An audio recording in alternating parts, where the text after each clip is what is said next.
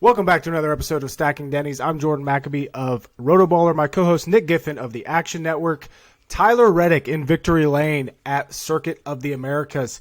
There were some concerns we had with Toyotas and maybe their long-run speed, but over the course of the day, Reddick was able to definitely stay up there.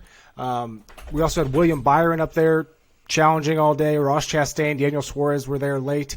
But again, Tyler Reddick getting that first victory for 23XI this season at Circuit of the Americas, another road course win, pretty much cementing him, I believe, as the best, right up there with Chase Elliott, road course racer right now. Tyler Reddick is certainly excelling on this track type. 72.5% of people in Jeff Gluck's polls said that was a good race, despite the fact that it took over an hour to run the last 11 laps plus 3 overtimes.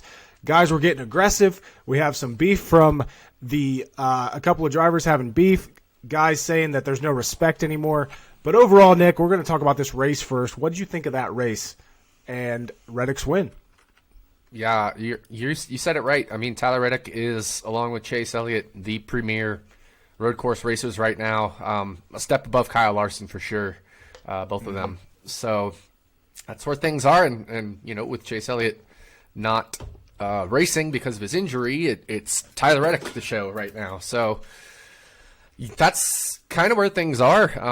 And the rest of Toyota wasn't very good. Right. There was no other Toyota in the top 10 in speed or an average running position or anything like that. So it's very, very surprising to me that one driver can be so far ahead of his teammates. It makes you wonder what's going on with the rest of Toyota. Like, why is Reddick that fast, that good, but the rest of Toyota isn't right now? And we saw it last year too.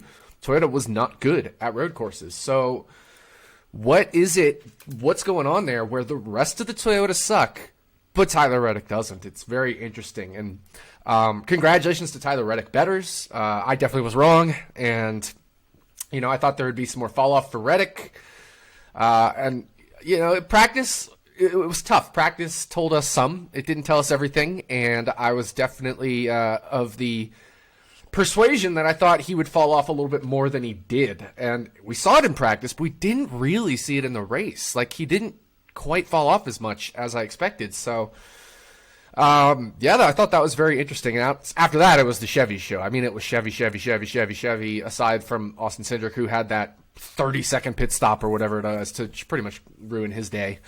Right. So, yeah, I mean, it was the Chevy show otherwise. And I loved the race. I thought it was a great race.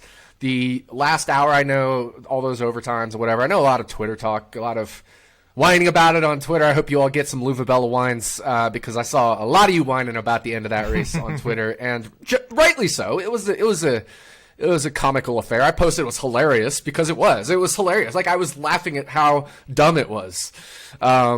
So right there with everybody on Twitter who thought that ending was kind of a shit show, because it was, no doubt about it. But the right guy won, and I'm just bummed Alex Bowman lost second to Kyle Busch there at the end, because I had that Bowman top Chevy as well that I wrote up on Action Network. So is what it is. But I was thanking my lucky stars for Ricky Stenhouse Jr.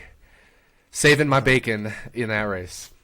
His first ever top 10 at a road course race, finishing 7th. And it's the only time I've ever bet it, his top 10 at a road course. And I just saw it in the data. And it's one of those things. I saw it. I debated. I even messaged PJ Walsh about it at Action Network. I was like, am I crazy? And PJ went along with it too. He's like, yeah, we kind of have to. So, yeah, I feel good about the bet. I know there's some talk out there the bet wasn't so good or whatever. And I took umbrage with it, and I apologize for that. That was, I lost my cool a little bit on Twitter. So my apologies to Derek Yoder.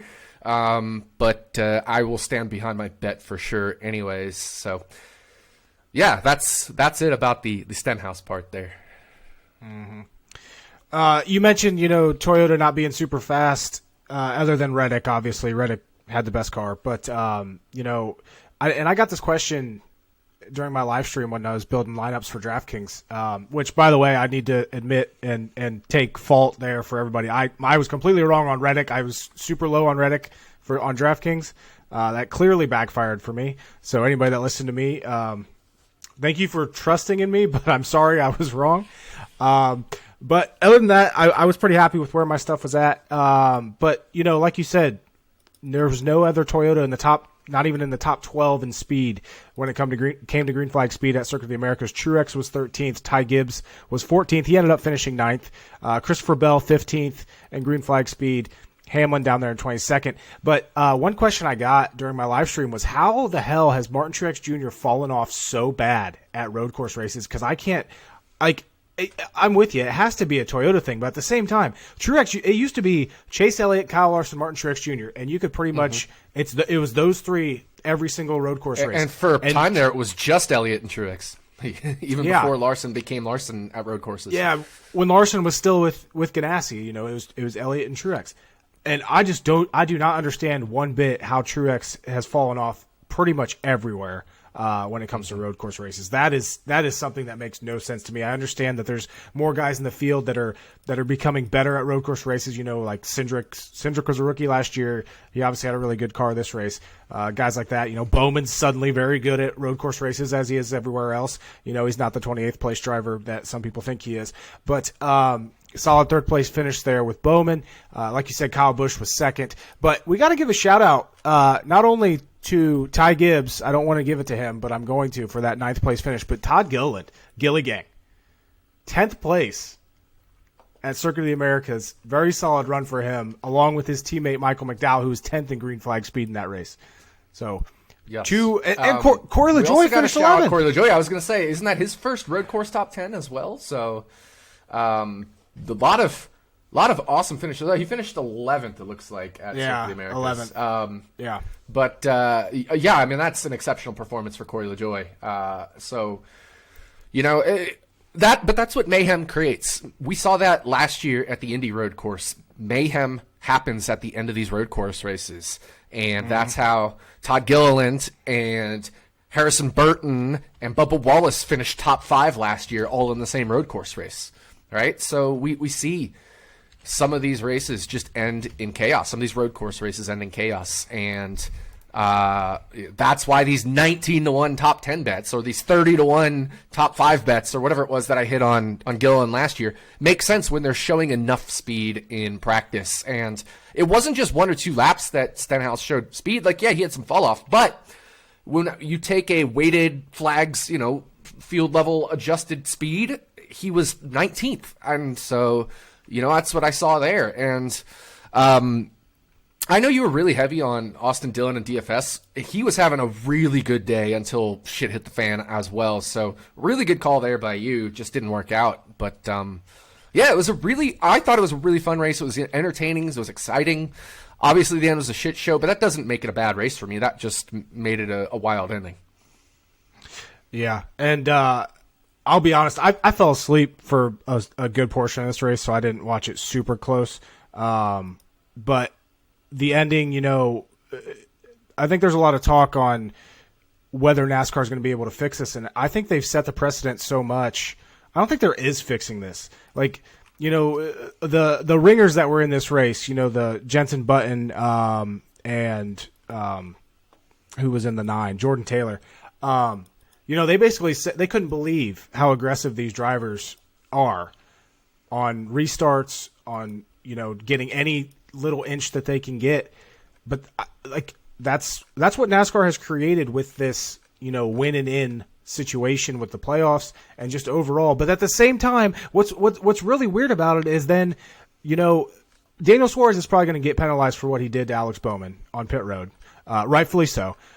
We saw Denny Hamlin, he got penalized. I think he's still in arbitration or whatever. He's still fighting it. But they want shit like this, but they don't want shit like this. This is the weirdest dynamic in the world, and that's why NASCAR, I don't think, is going to be able to quote unquote fix it, because they talk out of both sides of their mouth. They want this shit to happen to promote it in commercials and stuff, but then they don't want it to happen because they don't want to have a black eye. It is so stupid to me. I just don't get it at all. But I think this is all, that's why guys like Ross Chastain can get up there and win these races because they are that aggressive, and that's what you have to be on these restarts. You can't be, some of these guys that refuse to hit each other and stuff. Like, you have to take those positions. And I know Alex Bowman has beef with Chastain because of what happened in Atlanta. Chastain said he was going to do something on a restart. He ended up not doing it. Like, what? He's not your teammate, dude. Like, I'm kind of on Chastain's side here. He's not your teammate. Like, he still wants to win this race. So what does he have to do with you? And the whole Suarez thing, bumping into Bowman. How stupid can you be? Mm-hmm. If you're Daniel Suarez? And what do you think this penalty is going to be? Because he's definitely getting penalized. Yeah, well, that was originally going to be my whine about it. I'm going to audible to a different whine about it because, we'll talk about it. But it's stupid. It's dumb. It's ridiculous. What are you doing? Thank goodness he didn't bump Bowman the wrong way, and Bowman had control of his wheel, his steering wheel, because you never know if something can go sideways there. Even at 30 miles an hour, we see 30-mile-an-hour accidents, around town all the time. I know these cars aren't exactly street cars, but it can catch somebody out, and then all of a sudden, somebody's in danger. NASCAR has to find him. NASCAR has to. I don't know if it's a points penalty, a suspension, a fine, something.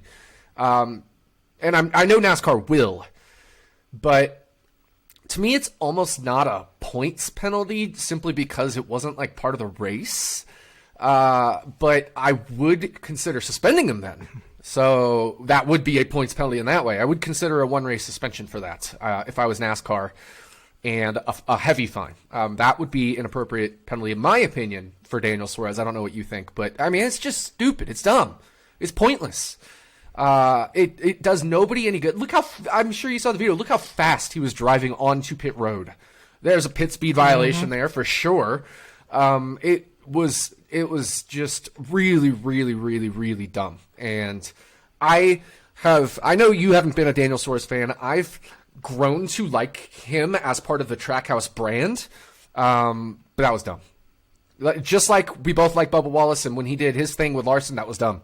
I just got to call it like I see it. That was dumb. Yeah. I don't even what even caused him to react like that to Bowman? I don't even know that. Bowman spun Suarez out on one of those restarts technically because it was Bowman that hit Suarez. But if you watch replay of the restart, the overhead had a really good shot of it. The 14, so Chase Briscoe is pushing the 1, Ross Chastain, into Alex Bowman, and Bowman literally can't stop. He's got two people shoving him in his ass straight into Suarez, and it spins Suarez out. So, of course, Suarez is pissed at Bowman, but it wasn't Bowman's fault. Alex would have never, ever done that. And Bowman says, he and Suarez are friendly. They're friends or whatever, and I guess, racing, heat of the moment stuff makes people lose their cool. So, Alex Bowman, I remember I saw his interview. He said he tried to talk to Daniel, and obviously Daniel's upset, as he should be for getting spun out, but there wasn't anything Alex Bowman could do. Yeah, and I've had this theory about Joe Gibbs Racing and the guys there becoming complainers once they get to Joe Gibbs Racing, how it's kind of just the culture there. Mm-hmm. I think the culture at Trackhouse is being an asshole. I honestly do, and I think that's kind of transformed. Like Ross Chastain and his demeanor has swayed Suarez that way as well, and I think that's a reason why Suarez reacted the way he did, just because that's how things are at Trackhouse. Which more power to you. Like I said, I like when drivers have actual like charisma and aren't cardboard cutouts. But no, this definitely deserves a penalty. I don't know. I'm not sure if a suspension is needed. If he gets suspended, I'm not going to sit there and say he shouldn't be. But I think a points penalty and a significant fine is enough. Yeah, I would consider the suspension route rather than the points penalty route. Simply because I don't feel like it was a race deal, so we should dock him for that race. Like what he, it wasn't like he had no legal parts. Sense. So I feel like more like a suspension, like that's your punishment is I'm suspending you. Like if you do something in school, like you punch somebody in the face at school, they're going to suspend you, right? That's kind of what I feel like should be done with Suarez here. Yeah. Bowman after the race said, the way we race is embarrassing, and if 12-year-olds are doing it, we'd be yelling at them, but here we are saying it's the best thing in the world on TV. And Jensen Button said something similar. I don't think the Formula One guys were very impressed. He will say Button did say at one point Raikkonen gave me a good slam, so I gave him a good slam back. I think that was like he was laughing about that because it was funny, right? Like you can't do that in F1. You can't slam each other and slam each other back. So he thought that was kind of like funny, and you could do that at NASCAR. And I had no problem with beating and banging and bumping, but this was just. I'm going into that turn 1 restart, and I don't care if I clean somebody's clock out type stuff. No. And some of it's unintentional though, like the Alex Bowman thing. There's nothing he can do, and the guys behind him are pushing. They're not trying to spin Bowman out. They're just pushing him really hard, and then by that hard aggressive pushing, it creates an accident. So, in some ways, it's the culture of NASCAR. Like it's okay to push and bump draft and shove a guy into a corner. But that does end up having unintended consequences. It ends up creating a wreck through kind of almost nobody's fault. So it's weird. And we saw this stuff from early on. I think it was lap 4 that Larson got spun out, and I think there was a couple guys that got spun out very early on in the race. I think a big part of it is this racetrack. It is a very difficult racetrack, and there are tons of places for you to be able to dive bomb people and spin them out. Whereas somewhere like Sonoma, somewhere like Watkins Glen that they've been racing at forever, there's not as many spots. Obviously, we have the final turn at Sonoma that you can easily dive bomb people, but we don't see that super often. We don't see it like this turn 1 at COTA. So I think a big part of it, again, is the track itself. And because we saw it being a shit show last year as well. Same with Indy Road Course. And going back to your point on the value bets, like the Stenhouse 19-1 top 10. That's exactly why you bet guys like Bubba Wallace 100-1 to be top Toyota last year, because these races turn into shit shows like this. And here's the thing: I don't think I make that bet at a Sonoma. No. But at a COTA, at an Indy Road Course. Yeah, at COTA, we've seen chaos at COTA every year we've been there. So it doesn't. Yeah, I think these long shots at COTA, at Indy Road Course. I mean, look at that turn 1 in Indy Road Course. That just goes to absolute craziness on these late restarts. Both years we've had both of these races. Absolute chaos has ensued in different ways in each of those. COTA with the rain the first year. Indy with the exploding curb the first year.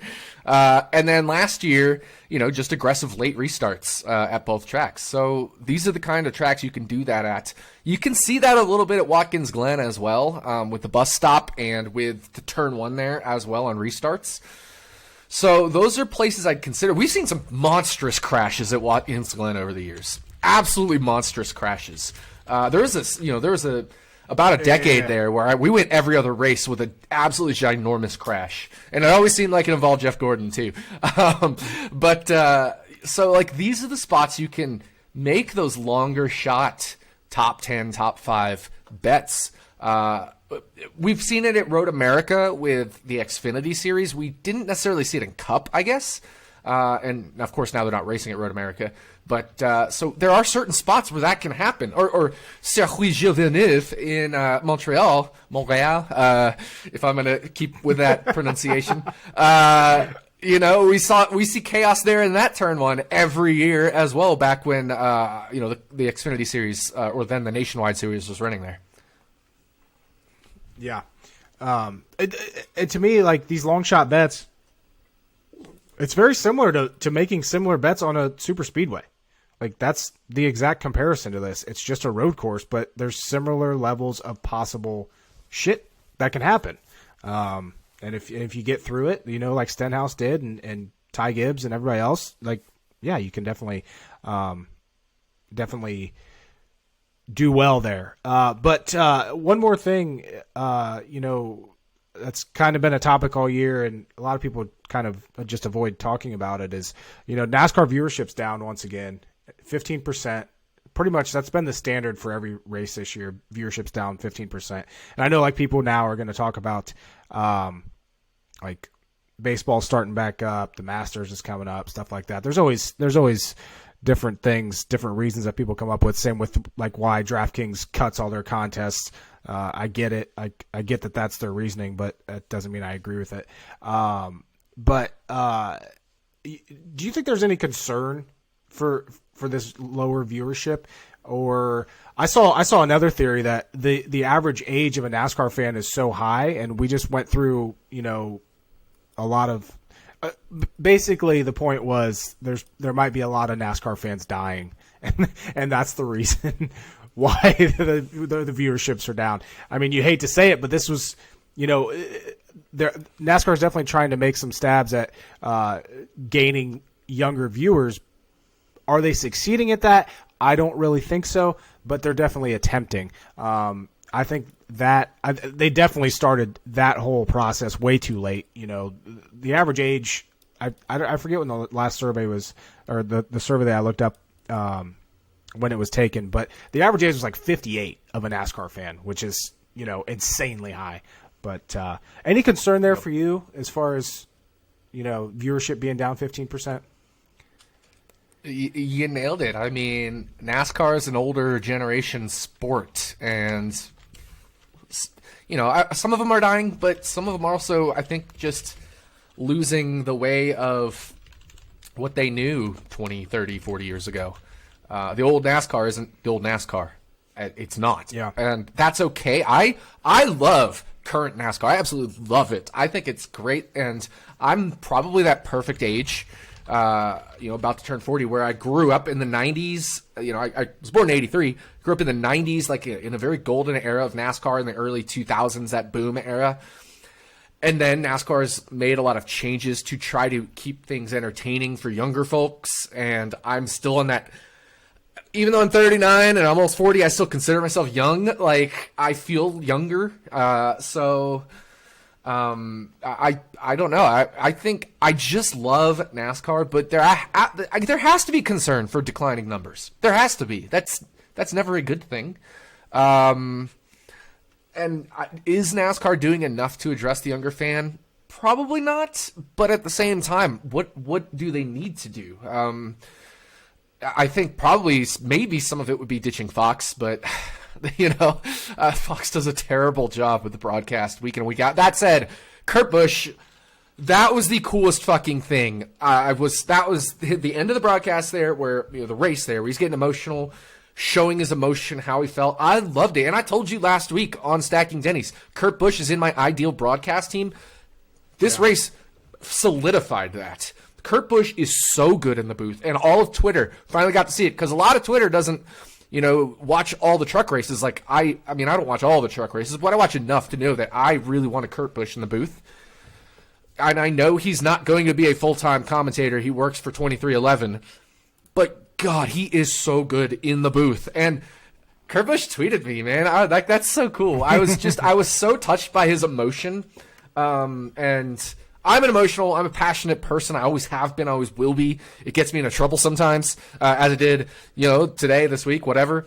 But I just love the emotion from Kurt Busch, and I love how he's transformed himself as a human over the years. And I let him know that on Twitter, and he said thanks for being a fan, which to me is like the coolest thing ever. He didn't respond to every fan on Twitter. He responded to me. He had one response to one fan, and it was me.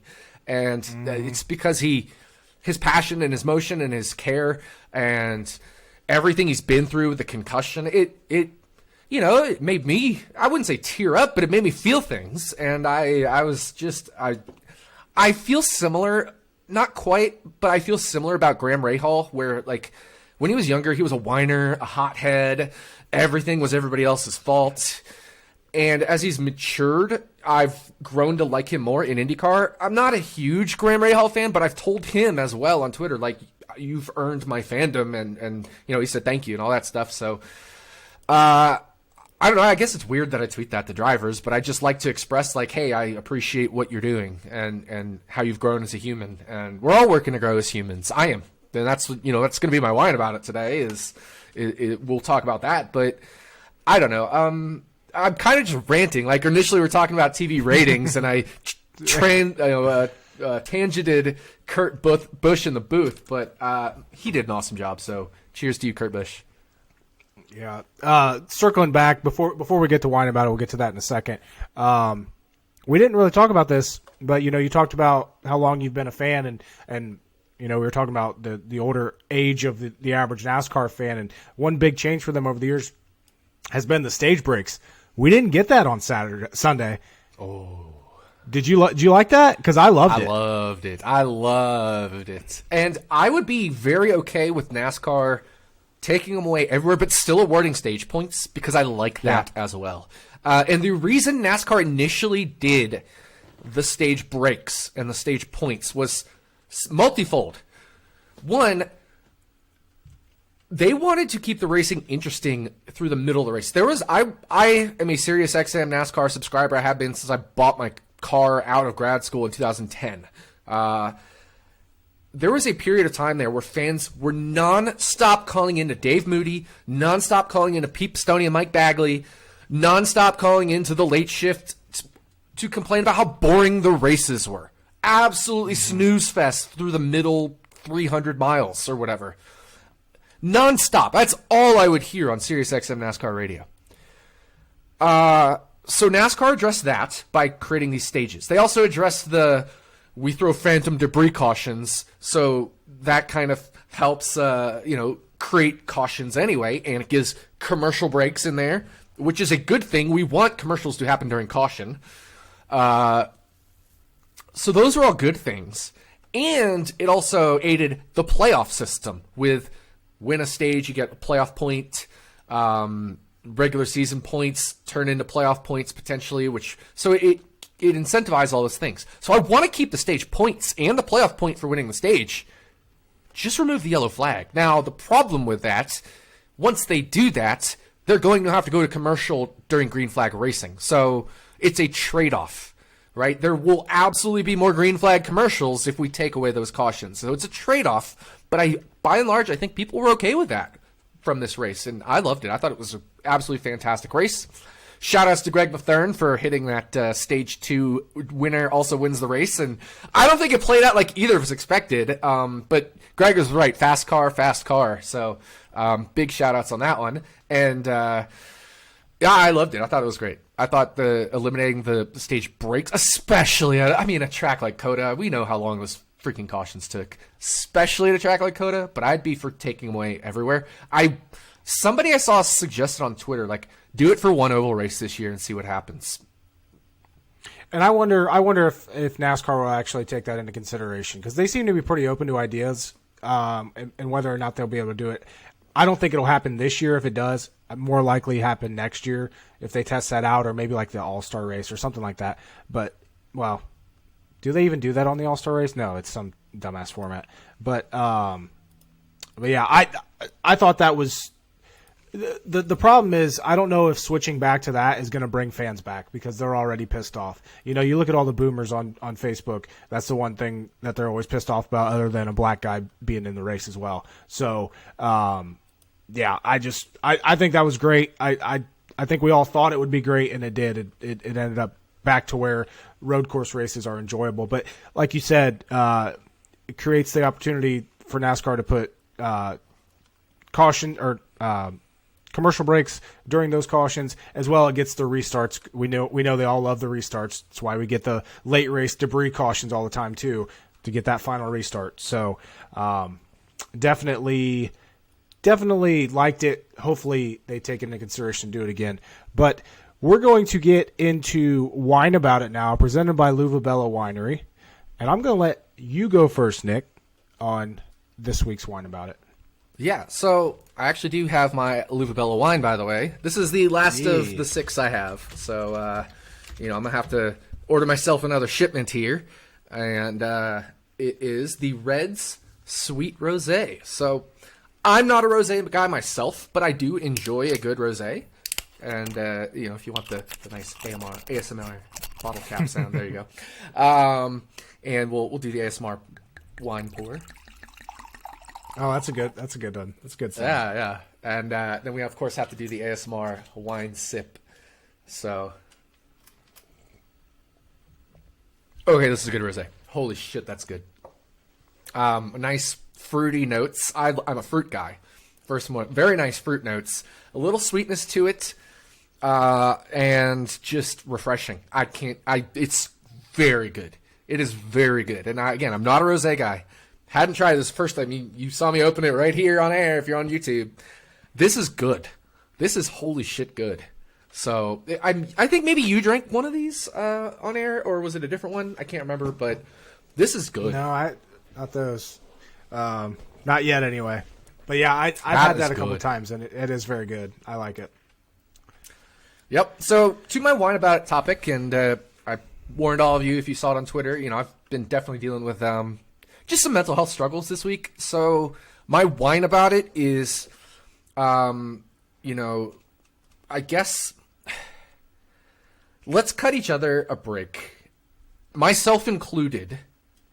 Because I always find myself in these shit storms every year, and I feel like it's me, right? Like my brain always goes back to what am I doing wrong? Why am I horrible? Why am I the worst? Anytime anything happens, when I see somebody question my stuff, it's, it eats at me, it eats at me, and it eats at me, and it eats at me, and then it eats at me again. Because I try to, I try to help. I try to provide content and good information to help people make money.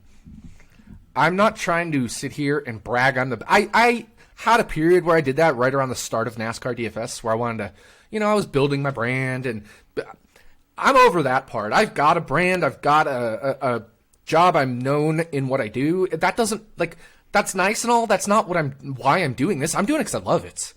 I'm doing it because I love betting about NASCAR, talking about NASCAR, playing Fantasy NASCAR when I can. I love it. I love helping people. I love it. And so I'm making my own resolution. I'm whining about myself here as well, to be better on Twitter, to cut people a break more. I apologize, like I said, to Derek Yoder. I didn't take the criticism of the Stenhouse bet very well. I never have taken criticism well. It's always been a flaw of mine, and it gets in my brain. And so mental health is a part of betting. It is a part of fantasy sports. You're not going to win every week, and you're not going to lose every week either. And I've gotten to the point where I love winning. I still do, but I don't hate losing. I'm fine with losing. I've become totally okay with losing. What I'm not okay is when people give each other shit for something. And I've made it a point. I haven't been perfect, but I've made it a point to be better about congratulating people on their wins, on telling them they're doing a good job, nice hit, all that stuff, because it's important. And my mental health went into the tank yesterday because I felt overwhelmed. Even on Discord, I get some crap in our own Action Network Discord, and it hurts. It stings.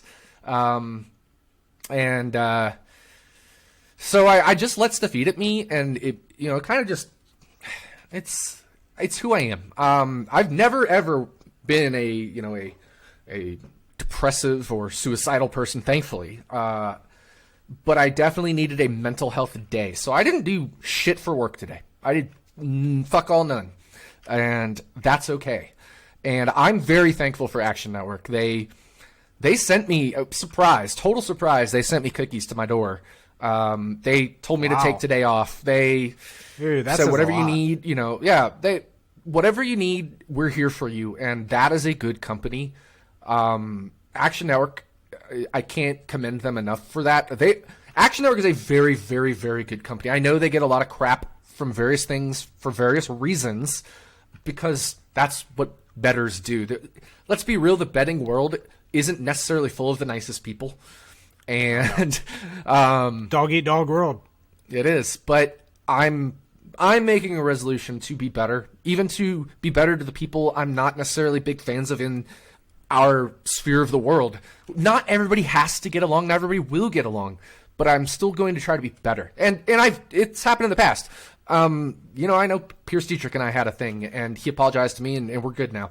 I know Joe Schroeder and I had a thing in the past. He apologized. We're good now. And so if I do something wrong, I'm going to apologize. I apologize to Derek Yoder, and I will let him know that I recorded this and apologized to him for losing my shit, because I did, because I was frustrated that people question my abilities. And I will make bad bets. I don't think that was a bad bet, but it's just, it eats at me when I feel like I can't help people, or when people say I'm bad at something, or when I, it hurts. So that's it. It's just a thing I have. I'm not the most mentally tough person. I never have been. I never will be. So I just needed to get that off my chest, because, we're all human. We are all human. You're a human. You've made me feel like shit before. You know it, and I told you when you did, and you're like, "Oh, my bad, dude. I didn't mean that." So, and I love you every day. You are one of my best friends on this whole damn planet. And I thank you for your support, by the way, Jordan. Just for being you. But to the whole NASCAR community, to everybody that's my friend in the NASCAR community, God, you guys are awesome. And I'm very, very appreciative and thankful. Don't get me wrong. I don't not see the good stuff. I do see all of that, and it's very appreciative. But the bad stuff always eats at you more, right? You could win 100 slates in a row on DFS, and the one you lose is the one that eats at you. Thankfully, as a bettor, I've gotten past that. But I haven't gotten past that with human interaction. So, always improving. And so my whine about it is, let's all be good to each other more. And that goes for myself too. So that's what I got.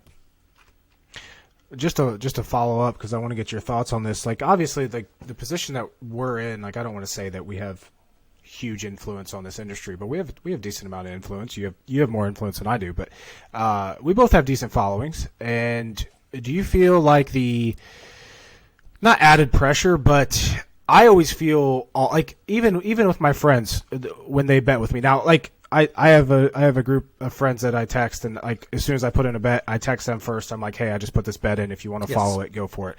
And I immediately, when FanDuel left odds up on Friday during practice and Reddick was still there at 9-1, I said, hey, Reddick's 9-1. You're not gonna be able to get this again anywhere else. Hit this if you want. But at the same time, I feel internally awful when I have people that, especially people that I truly know, and people that are my very good friends that I tell them, hey, I'm betting this, and it doesn't hit, and it may be every bettor, especially NASCAR bettors, go through rough patches.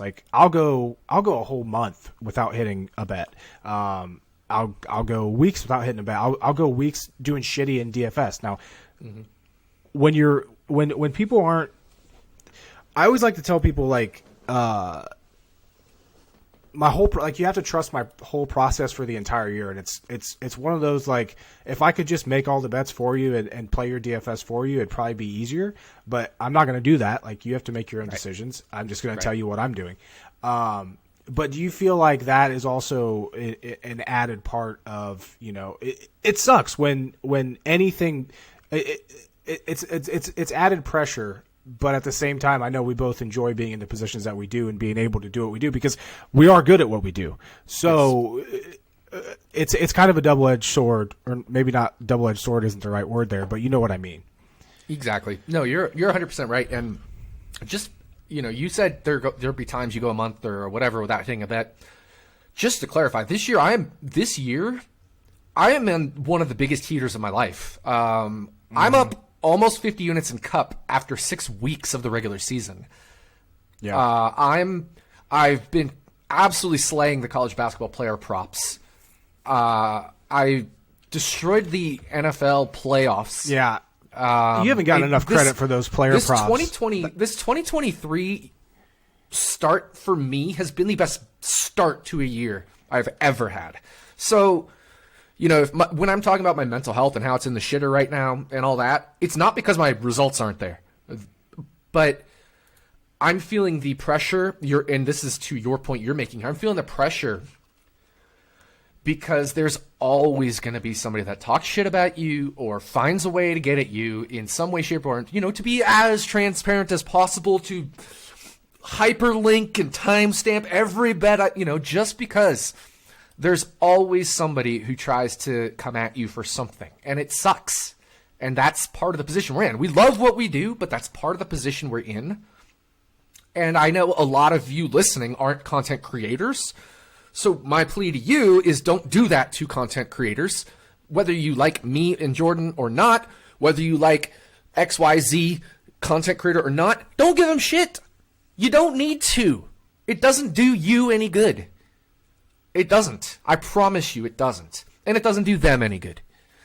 That doesn't mean we can't discuss and disagree with things.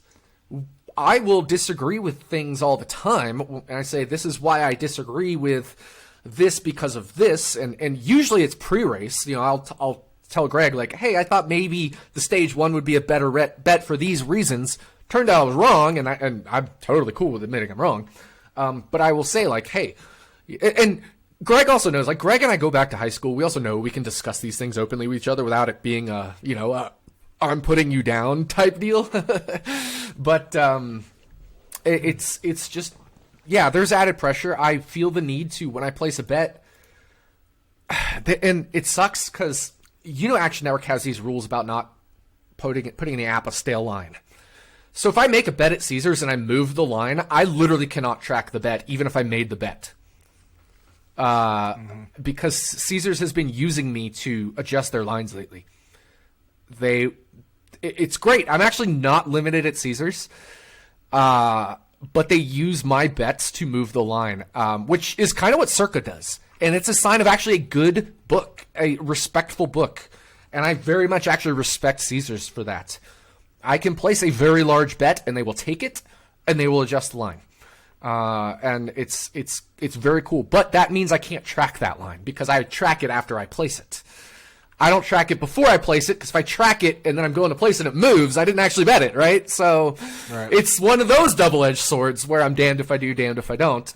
So I bet I moved the line, and then I'm like, well, shit, my bet moved the line. Now I can't track it. But I can still post in Discord, which is where I've been tending to go these days to inform people because it's quick and efficient and effective. I'll be like, hey, I'm about to make a bet. Go over to this site. This is the market I'm looking at. And I kind of gained a little bit of that from shout-outs to Prop Bet Guy and to Prop Bomb, who've started doing that about their college basketball and NBA and NFL player props. I don't want to do that on Twitter because I think it's not the right medium for me. Like, I don't want to tweet, hey, I'm going over to FanDuel to make a bet. It's just not me. And that's totally fine if that is them. I like them. I follow them. They're awesome. But so I'll do it in Discord because it's more chatty, more personal.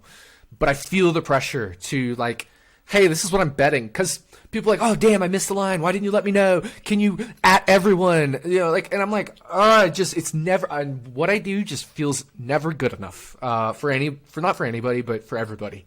So and I'm feeling it right now. Like, I'm literally, my pulse is going, and I feel like my blood pressure is increasing because I'm stressed about letting people down because they couldn't get the line I got or something like that. So if I'll track it in the app, I'll see, like, FanDuel will move within a minute after I track it, and then people don't get it, and I feel bad, but not everybody's going to get the line, and I can't accept that. I can't accept that I didn't get everybody that line. So it's just one of those situations where I'm just trying to do my best. That's all. Mm-hmm. And that's really all you can do. And that's the unfortunate part about it is this wine is not fucking able to please everybody. Yeah, no, we're not going to be able to please everybody. You never will be able to please everybody. And I can't, my brain doesn't wrap my head around that, unfortunately. Because I'm a people pleaser. I try to please people. I get social anxiety, but I still am a people pleaser. It's a weird combination. I'm a perfectionist as far as, like, what I do, in my job. And so that's all that. I'm very thankful that I do. My worst mental health days are just I feel bad, right? Like, I feel bad. I feel down. I cried. I feel terrible. but those are my worst mental health days. And it's, I haven't had a mental health day this bad since my brother died. And my wife left me. But that was a 1 month apart double whammy there. So it was definitely a low period of my life. But even in my lowest periods, I know I just go on and it gets better. So that's the other whine about it, is I'm whining to myself, reminding myself it gets better. And it doesn't for everyone. I can't say if you're having your own mental health situation that it's going to get better, because I don't know. But for me, I know it will, and it's going to pass, and I just need to weather the storm. So thank you to everybody who's supported me through it. Thank you. That's my whine about it. I know it's been a very long talk, but that is part of being a better a DFS player. We're going to have our struggles, whether it's in the actual results, whether it's in our brains telling us we're not good enough. I know Greg Mathern has mentioned to me, he's had a few days where he's felt imposterish syndrome, and he's so good at what he does. He is. He's learned so much, and he's become very good at it. So it happens to, I wouldn't say all of us, but many of us. And it's okay to feel the way you do. And thank you to everybody who's helped out today. It's not over, but it'll get better. Yeah. And it was nice seeing all the support that you were getting, with that tweet you had out today. And, of course, I'm always here to support you. You know that. So I was very torn about even tweeting it, because I don't want to, be the guy that's like, woe is me, and I'm whatever. But I put it out in the world. It took a lot to hit that tweet button, but I put it out in the world because I know I'm not the only one that goes through these things. And right. I don't necessarily think it was helpful, because then it feels others can do it, but I guess for me maybe it was a little cathartic just to finally release that out in the world. Like, I'm feeling shitty, and it's okay to feel shitty. Yeah. What's that? I think there's a campaign called like "It's okay to not be okay" or something. Like anybody that sits there and says that they're good mental wise every single day is a liar. I don't care what you say. We all have our days. We all process it and do things differently, and we have to do what we have to do. But like you said, like you said, you get through it. Like that's one thing I've learned as well, is you always just get through it. So after my brother died and after I got divorced, I had to do it. I had to sell my house. I had to find a new place. I had to figure all that out, and you just do it. And that, that it worked out. It all worked out. It's all okay. You just do it. So I will get through this, and I will do it, and I will move on to fucking Richmond, because I'm ready to crush Richmond. I'm ready to crush Richmond. Yeah. What's your mind about it? Yeah, one more thing. One comparison I always like to do is you'll never know the good days if you don't have any bad. So just remember that. But very good point. Tonight I am drinking my favorite, Purple Rain, the flagship product of Purple Rain. This is my favorite wine. I could drink this every night, and I'm not a wine guy. No, you're not. No, not at all. I am a beer guy. Actually, I was a hard monster guy during the race on Sunday, and yes, you kind were. of forgot that those things were 6% alcohol, and they caught up to me. But do a little taste test here. I love it. I also didn't go out Saturday. I didn't go out Saturday, so then Sunday I was like, I'm going to have a really good day. I went over to my friend's house. We had a cookout, get ready to watch the race, and I'm just like slamming these hard monsters. And hey, maybe it was good for Tyler Reddick because he won the race, and hard monsters sponsored him this race or this season. But so this wine is the smoothest wine. It is ridiculous how smooth this wine is. Purple Rain by RotoBaller Winery. It tastes like grape juice, like just straight up Welch's grape juice, but it is 13% alcohol. I have no doubt that I could chug an entire bottle of wine and not. I'm going to regret it, but this tastes so good. Like seriously, if you're going to try any wine from RotoBaller, like I said, you can order it online. Try Purple Rain. It is so good. My favorite by far. But my wine about it's going to be short and sweet because I don't really have anything significant that's bugging me. Other than, like I mentioned earlier, DraftKings once again cut the big GPP. Now these big tournaments are filling every single week, but they just keep cutting them. And not only are they cutting them, but they're keeping the 100,000 to first. So we talked about at the beginning of this year, the Millie Maker with Daytona 500. It was a negative EV if you're mass entering this, if you're multi-entering the 150 lineups. Like, do not expect to make money. I'm pretty sure we're there now with this. It's $350,000 total prize pool, $15 entry, 100K to first. You go down to 10th and you're winning 1,000. Like, these contests are so top heavy. I don't know how we fix this. I don't know how we stop this. DraftKings obviously wants the huge payout so that they can market it like that. You know, like someone won, there two people tied last week for 67.5. But you know, I get it. They want the huge top amount, but I don't understand people that play these and expect to make money in the long term. Because unless you actually hit the nuts and win one of these, overall, I think you're losing money over the season. I don't care how good you are. You could be top-notch DFS player. Unless you're taking down one of these, you're not making money. I personally don't think so. So my whine about it is just DraftKings overall, and I know I've complained about this many times on this podcast, but you know, we went from, it was 500K a few weeks ago. It went down to 400K. Now it's down to 350K. And like I said, they're not changing the top prize. They're not adjusting that top prize down. They're just adjusting the rest of the prizes, which is just absolute shit. And I have no interest in entering 150 lineups in this contest. I enter one just so I can go in and pull the CSV. That's literally the only reason I enter this contest, is so I can pull the CSV and get the ownership data. That's it. Yep. And this is why I stick to high dollar, because they don't kill high dollar as much. And correct.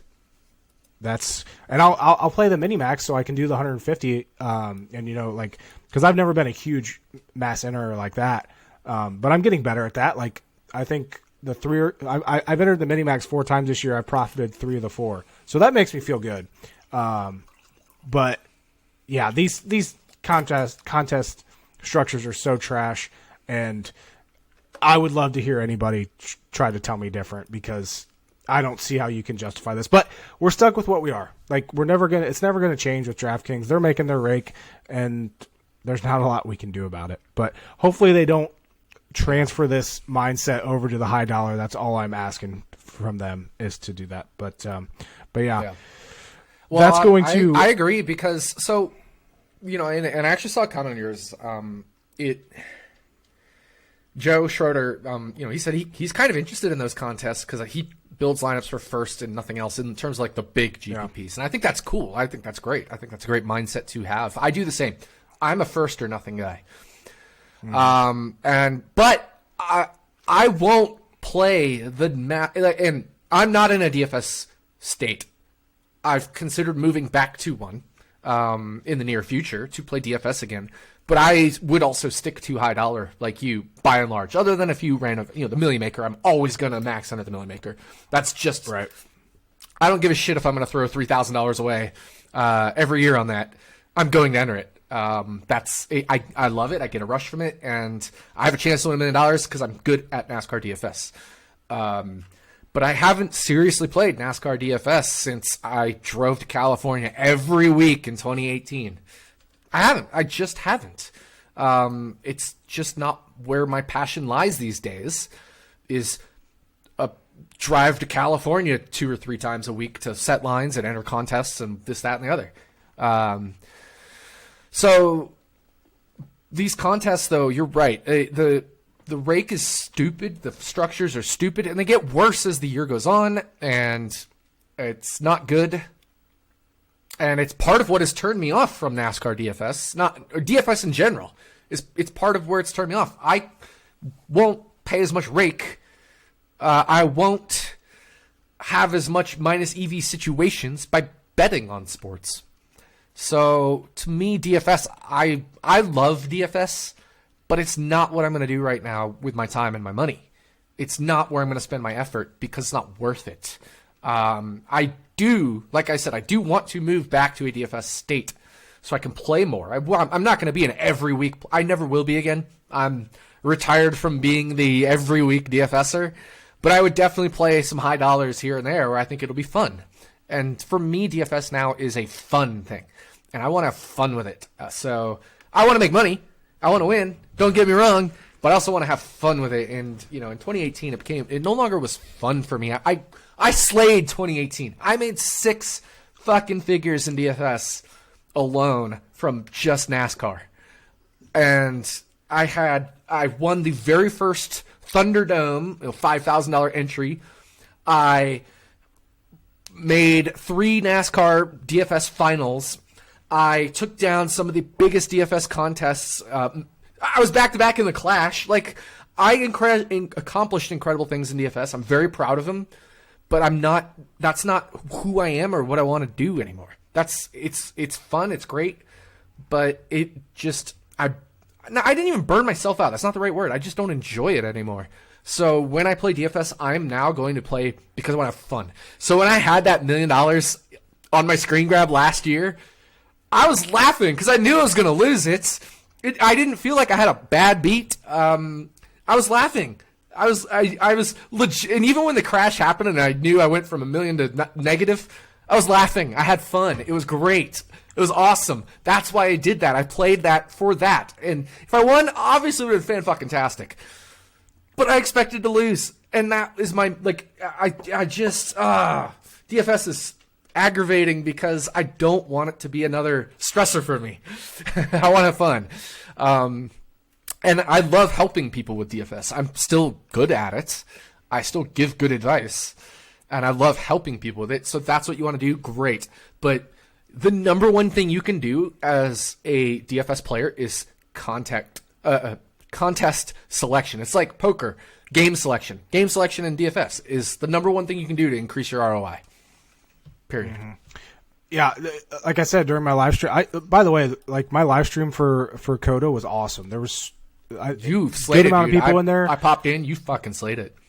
There was a ton of comments. It was awesome. I went for an hour 45. I could have went 2 hours, 3 hours. Mm-hmm. But mm-hmm. And this is just wrapping this wine about it up.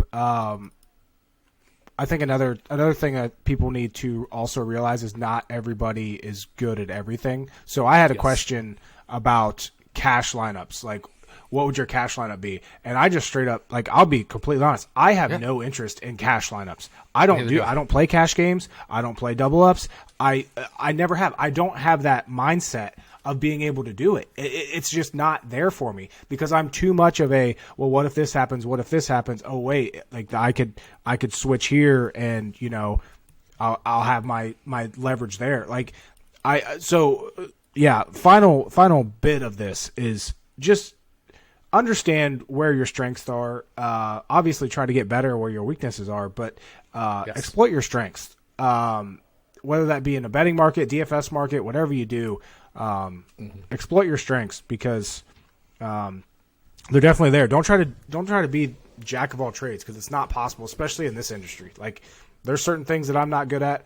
There's certain things that you aren't good at, and there's certain things that we're both really good at. Things I'm not good at. Yeah. So yeah, that's gonna be the cap of this week's Wine About It. Like I said, presented by Luvabella Winery. Thank them very much for sponsoring this podcast. Make sure you check out Purple Rain, please. Order online. Link is going to be in the description of the YouTube video, I will tweet it out. If you don't want to order it online, they are in the big stores, Kroger, Meijer, Walmart, several states, North Carolina, Ohio, Pennsylvania, Virginia, West Virginia, Tennessee, Alabama, Georgia. Check them out, please. Please. We're not kidding when we say how good these are. I'm literally not joking. And by the way, if you order Luvabella wines and you show me you ordered Luvabella wines, you can tweet me a pic or DM me or whatever. I will make sure to buy one of your buy-ins or anything like that because it's good and they sponsor us and we can't thank them enough. But also, the wine is really good. You absolutely need to try the wine. I'm not a rosé guy. This is good. This is good shit. And when I say shit, I mean that in a good way. It is incredible. Yeah. So shout out to Louisville Wines. Thank you again for sponsoring the show, and thank you for creating such fantastic wine. Yes, absolutely. But we are on to, let's talk about the standings real quick, because, obviously the Hendrick penalties kind of still have things shaken up quite a bit. But there's some guys that we have to mention here that Corey LaJoie is currently in on points for the playoffs. 6 races into the season, Corey LaJoie is currently in on points, which is awesome. Ahead of Michael McDowell, Ty Gibbs, Bubba Wallace, AJ Allmendinger, Eric Jones, Chase Briscoe, not to mention, with those penalties, Alex Bowman, William Byron. Yeah. But Corey LaJoie having a great year. Ricky Stenhouse Jr. sitting 12th in points. Like I said, this isn't one race. We're 6 races into the year, and things are this shook up. But Ross Chastain right now is the points leader over Kyle Busch by a full 19 points. Joey Logano, Kevin Harvick, Christopher Bell, Kevin Harvick, a bit of a surprise there in 4th. Blaney, Cindric, Truex, Keselowski, Reddick. So we're looking at all 3 Penske drivers in the top 7 in points currently. When we go by average finish this year, Alex Bowman, number 1, average finish of 7.0 through 6 races. Kyle Busch at 9.0, Chastain 10.8, Harvick 12.8, Blaney 12.8, and then Stenhouse right there at 13.3. I don't think enough people are talking about how good Stenhouse is running this year. Obviously, he has that was one of the first things I noticed after the race is Stenhouse is 12th in points after 6 races, and it's not just the Daytona win.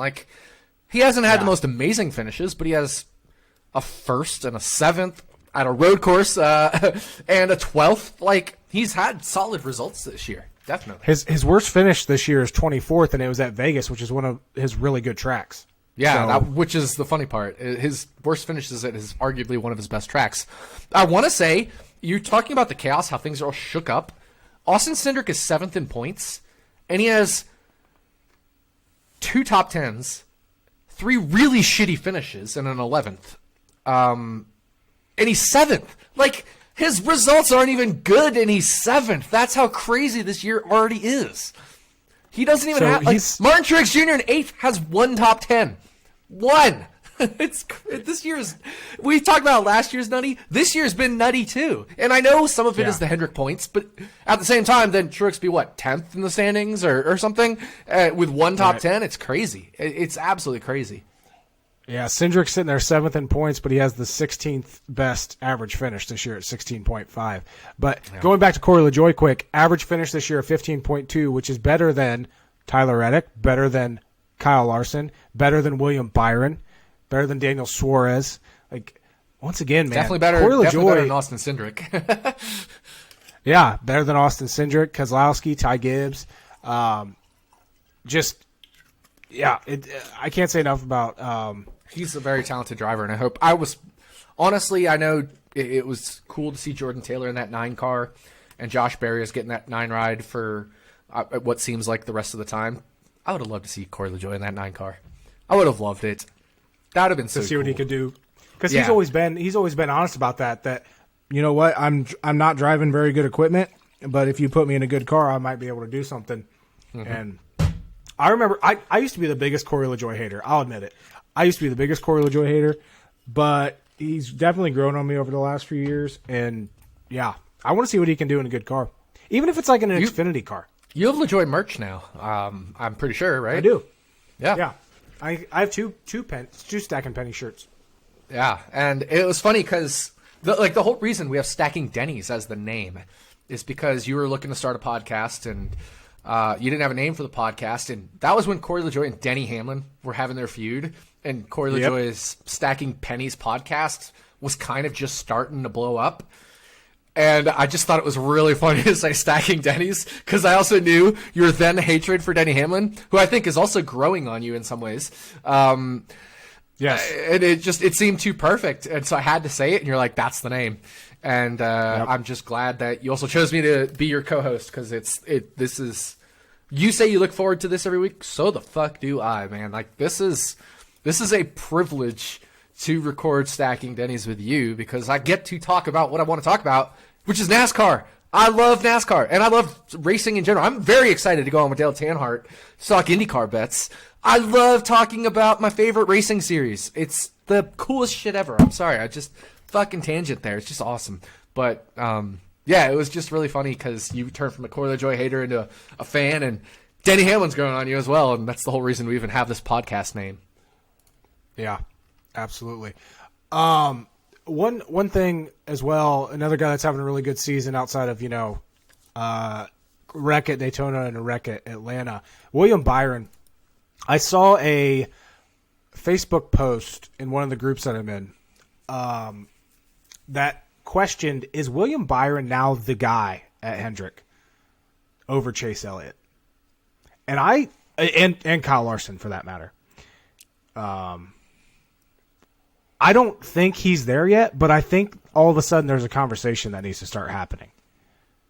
Because I'll tell you what, Kyle Larson, while he does look good, he's looked good this year, he's not the Kyle Larson from 2 years ago.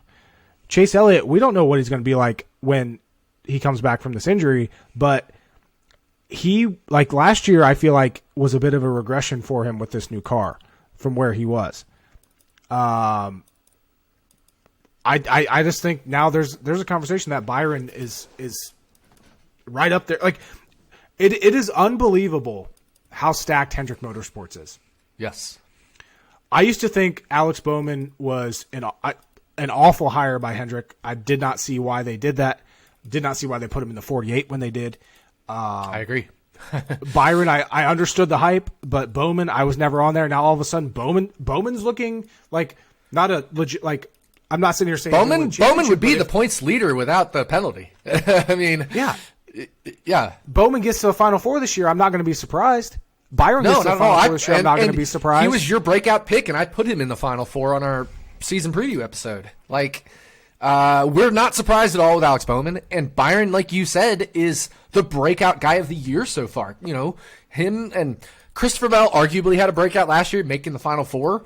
We're seeing that with Byron as well, and it's cool to see. And the one thing I will say though is Kyle Larson has been fucking good at these ovals, like ridiculously fucking good at these ovals. If you look at Auto Club, I know he had all those problems at the beginning, but when he actually got his car fixed, he was arguably the best car. Vegas, he finished second, arguably the best car. Phoenix finished fourth, arguably the best car. You know, Harvick came on late there, and then neither of them ended up winning. But, Larson was right on Byron all day at Phoenix. Eventually got the lead at one stage too. Larson, over the course of the whole race at Phoenix, had the best car. And Vegas, arguably the best car. I mean, Kyle Larson has been fucking killing it at these at the ovals. Absolutely fucking good. Like the normal ovals. I'm not talking the drafting ovals. He's never good at those. And COTA, obviously, he was at best mediocre. He practiced a lot better than he actually raced, which was interesting. But Kyle Larson on the normal, regular ovals, to me, has been the best car this year. Best driver this year. Not even close. So while I agree Byron's in the conversation, I right now think on the balance of the tracks we will be at this year, right now Kyle Larson is the guy to beat. And I think part of my mindset is swayed a little bit because Larson, I don't want to say he's had bad luck, but he's given 2 wins away, in my opinion. He should have won Vegas and he should have won Phoenix. So, yep. And then obviously his issues at Fontana. So, bit of a rough stretch to start out the year for Larson, but I do think Byron's in the discussion now. And like I said, it's absolutely ridiculous how stacked Hendrick Motorsports is this year, and right now moving forward, it's crazy. On the other side of things, Stewart Haas Racing losing Harvick after this year. I think this is. I don't think enough people are talking about this. That's going to kill Stewart Haas. He's the only bright spot that organization has right now, and they're going to go to nothing when he leaves. Obviously, there's been no replacement noticed or mentioned, but yeah, it's. I guess we're all assuming it's going to be Riley Herbst or maybe Cole Custer coming back, but and I know you and I were saying how Cole Custer didn't deserve that ride, and I still don't think he did. Ryan Preece hasn't deserved that ride either. It's been rough for him. He had a very good race, an okay race, I should say, a better finish than he actually had speed at Phoenix. So he's not really been an improvement on Cole Custer. I didn't think he was going to be, but neither of those two are the solution there, in my opinion. I'm not going to, I'm not throwing Preece out of the car yet because we're only 6 races in, but I mean, we've seen Preece for years and years and years in various rides and series. I'm not impressed by Preece. Not impressed by Custer. Eric Almirola has should retire. One top 20, and it's only a 16th. Yeah, he should retire. He's still going to be in the car this year and next, per his contract. It's brutal for Stewart-Haas. If I'm Stewart-Haas, why keep it at 4 cars? Go down. I sell agree. the charter. I agree. Like because I'm not even sold on Briscoe, to be honest with you. I don't think Briscoe's that good. Briscoe's talented, but he has very specific talents. I don't think he's your classic, oval NASCAR guy. I think he's got very specific talents. And Briscoe was having a very good race, like Cindric did. Briscoe was having a good race, and then he encountered some kind of problem. I think he got spun at some point among all that chaos. And, he still came home 15th and was actually up there, like I said, on the Daniel Suarez restart. But he's got he's going to be a threat to win at Bristol Dirt. We all know that. He's going to be a threat to win at a couple races, but I don't think he's anywhere near a championship threat at all. I know he made the top 8 last year. I think that was on the luckier side of his range of outcomes. Mm-hmm. I agree with that entirely. Other than that, looking at season-long standings, I don't really have anything else. Yeah, I mean... You got anything? Looking through it. Remember how good Eric Jones was last year? That team is a little off this year. Team's off this year. Yeah. All of Legacy is just off. Noah Gragson hasn't put up any good results.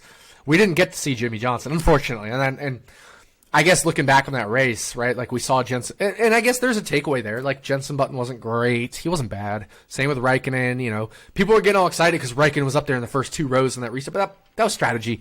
He fell straight back after that.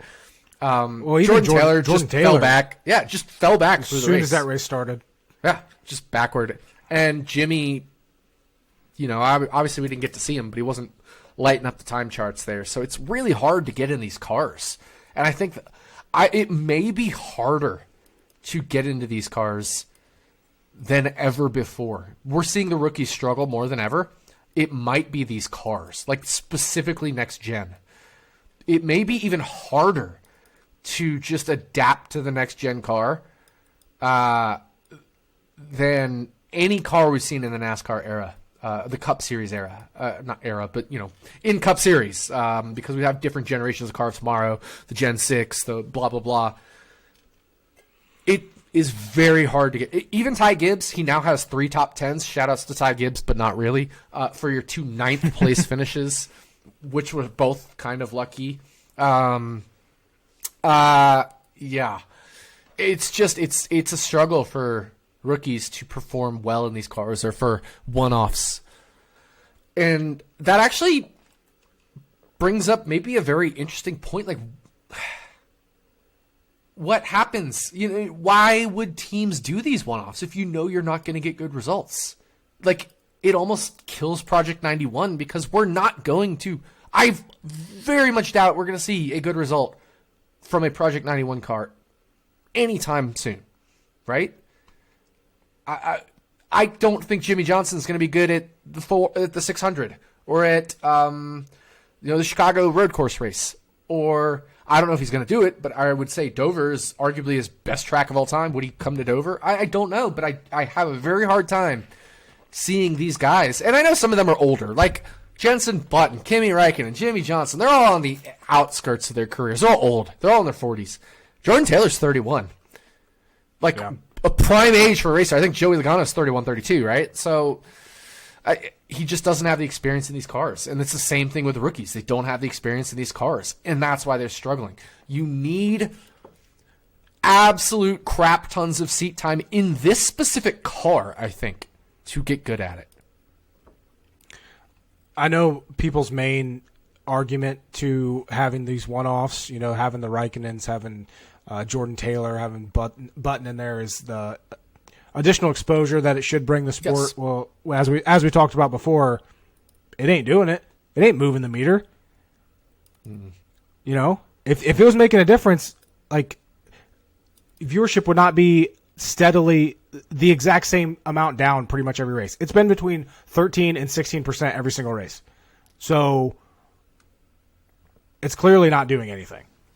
So I'm with you. Like, I don't know. Maybe they like to tear up race cars. Yeah. And pay for that. Like, I don't know. Yep. I think if we learned anything, though, or what we've learned, especially like I know Raikkonen looked decent last year at Watkins Glen. Again, there was rain in there was strategy in there, but I think what we've learned from a DFS perspective is that these guys aren't going to do anything. Like, they're not going to help you take down a tournament, especially when they had decent qualify. Like, Jordan Taylor started fourth, and Raikkonen was 22nd, Button was 24th. Like, unless they're starting dead last, and then they get up into the 20s.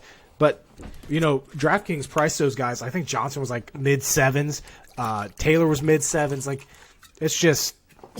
I think that's bless you. I think that's the that's the biggest takeaway here is they're not going to help you do anything. By the way, I just noticed looking at the standings, Chase Elliott is still ahead of Ty Dillon in points by 17 points. If we want to talk about how fucking awful Ty Dillon is this year. But shout out to Cody Ware for finally passing Chase Elliott in points. Ty Dillon is only 5 points ahead of BJ McLeod, and BJ McLeod didn't race this past race. Ty Dillon is 6 points ahead of Travis Pastrana. Wait, no. Oh, yeah. I was looking at Jensen Button. That's amazing. I mean, he's only 13 points ahead of Jensen Button. Oh, man. That's funny. That's insane. He's how that car is that bad makes no sense. He finished 39th at COTA. Well, and Corey LaJoie didn't even make a lap in points. Yeah. Yeah. To be fair, this race wasn't his fault. But he's also not good at COTA. Let's be real. Yeah. Yeah. But obviously that finish wasn't his fault.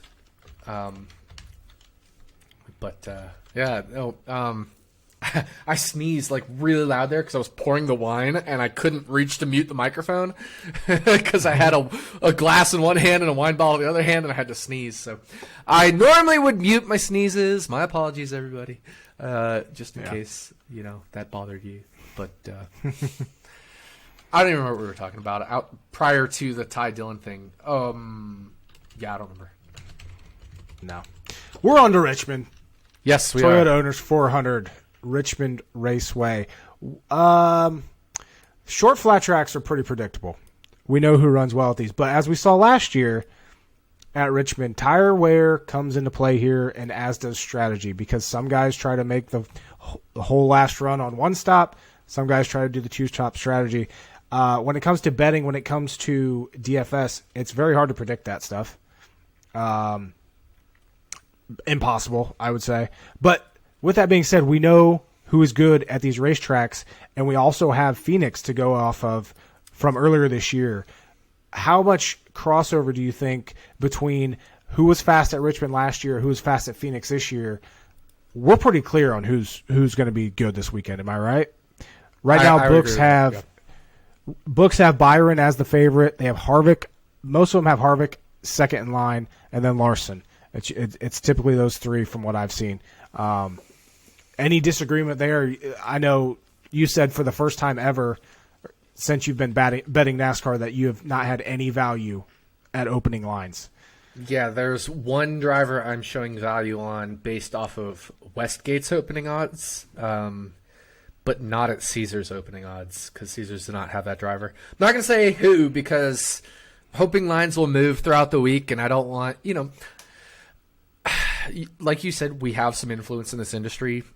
Books move lines based off things I've said. I know certain odds makers follow me on Twitter. Certain NASCAR odds makers follow me on Twitter.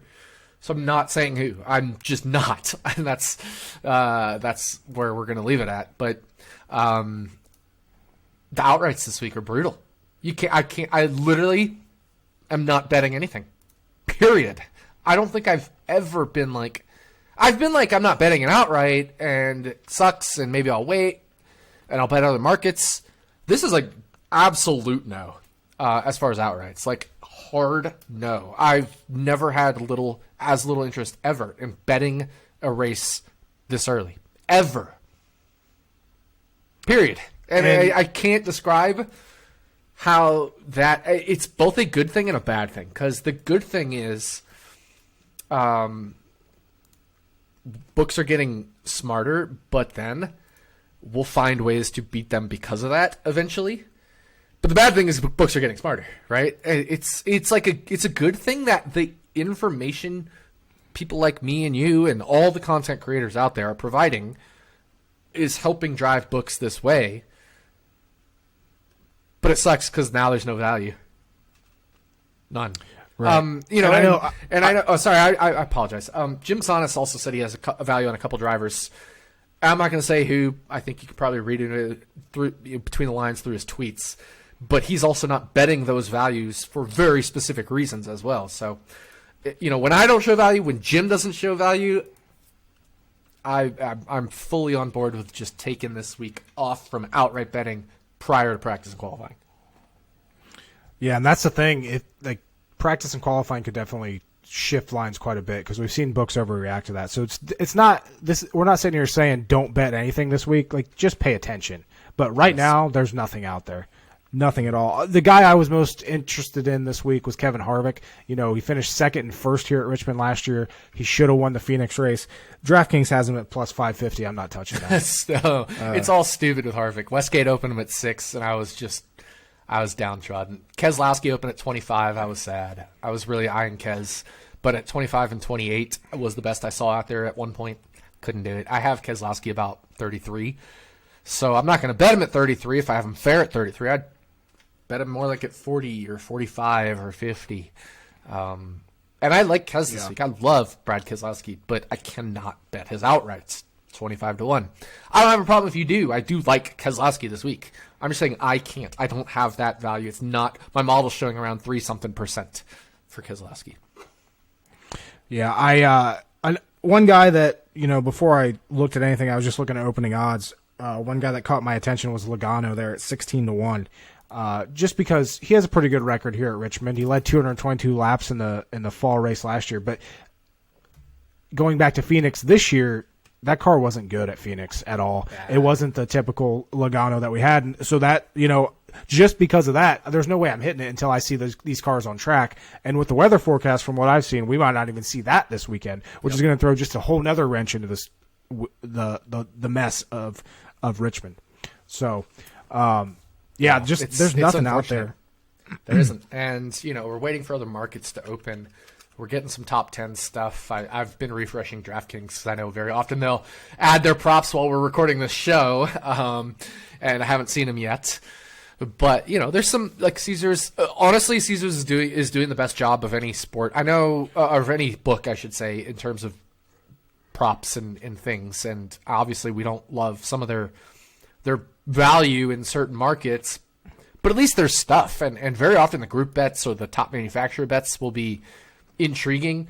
So that's kind of just where I'm going to try to look this week. And I think I'll probably just end up looking within manufacturers and stuff as the week goes on, or at top 10 bets as the week goes on, because right now it's a brutal race to bet based off the odds. Cause I tweeted a graph that I made of just 2 variables in a model to predict finishing position, and it predicts it with an R-squared of almost 0.7. And that's just 2 variables, and that's a linear model, which I can not explain to people who don't necessarily understand statistics, but it's the very most basic model I can make with just 2 variables, and I can get 70% accuracy. as a rough way of speaking about things. I know if you're a statistician, you're going to argue with me on those technicalities, but I'm trying to be very simplistic for the audience. With two variables on a most basic model, I can explain about 70% of the finishing position. So now if I put together a machine learning model where the features are chosen by the algorithm, the inputs into the model are chosen by the algorithm because they're the most significant, and it's a nonlinear model, I'm going to get probably close to 80% ballpark-ish accuracy, if you want to call it that, in my final model. But the problem is, so are the sports books, right? So that's where we're lying right now. We're at a predictable track. It's a little unpredictable because the strategies are so different. I mean, look at last year's Richmond race, and I think this was super interesting. There were 4 guys that could have won the first Richmond race last year. William Byron was was leading a lot of that race. Was on that one-stop strategy where he was going to do 2 stops, but then that audible to 1 stop, so he pitted really early in that 1-stop window. Martin Truex Jr. split the last stage in half and did 1 stop, as you would normally do a 1-stopper. And then Hamlin and Harvick were on the 2-stopper strategy, and for some reason Harvick was behind Hamlin coming out of that and just couldn't quite catch him before the end. But Harvick and Truex, in my opinion, were the 2 best last year. But you still see over the course of the whole race, over even all the different strategies, because Richmond's not a high-contact track, not a chaotic track, we see it's still very predictable, even with the unpredictability of the strategies. Yeah. While you were talking, I was going through the group because Caesars put out a shitbox special this week, which they just like randomly throw out sometimes. It's so funny. It was funny because I think I messaged you that, you mentioned this as shitbox special because PJ told me you'd mention it because we were just talking about it in my action Slack. So while you were tweeting about it, we were talking about it on the side. It was really funny. Yeah. So they got LaJoy, Gilliland, Ty Dillon, Alfredo, Ware, and Yaley in that. LaJoy opened at plus 110. He's now minus 120. I know he was getting hit pretty hard, but the more I dug into it, I didn't see where, like, first glance, I was like, yeah, hit LaJoy, like just slam LaJoy. But then I was actually looking, like you look back at Phoenix and you look at Richmond specifically, I think it's going to be closer than most people think between him and Gilliland. And, if those two take each other out, I don't understand why Ty Dillon's the third favorite in this one. But, like, we talk about long shots, if chaos truly ensues, would it be worth throwing $5 on Cody Ware and JJ Yaley at 20-1 in that group? I know, man. I know. And Cody Ware has been absolutely god awful this year, like god awful. In those actual oval races. Like if you look at California, I know he finished 27th, but that is the most misleading 27th place you will ever see because he was like 0.01 in my flags metric, like garbo garbage. And they finished 35th and 34th at Vegas and Phoenix. So at the actual real ovals that would have any sort of correlation to Richmond, he's been beyond shitbox special. I don't know if there's a word we can come up with worse than shitbox, but that's what Cody Ware has been this year. So maybe JJ Yaley, yeah. Call it Cody Ware. The Cody Ware special, yeah. And, Alfredo's in that BJ McLeod ride, which hasn't been great for years, isn't great this year, I guess. BJ McLeod's been better than Cody Ware every race, though, at least as far as speed. Not necessarily results, but speed. So it's tough to say. I saw the group and I was like, this is amazing because I actually just am not going to bet this group. Like, I actually think the lines are fair-ish, Mm-hmm. It's weird to say, like, you and I love betting shitbox specials. I love it, but I'm weirdly sitting this one out because I actually feel like the odds are fair.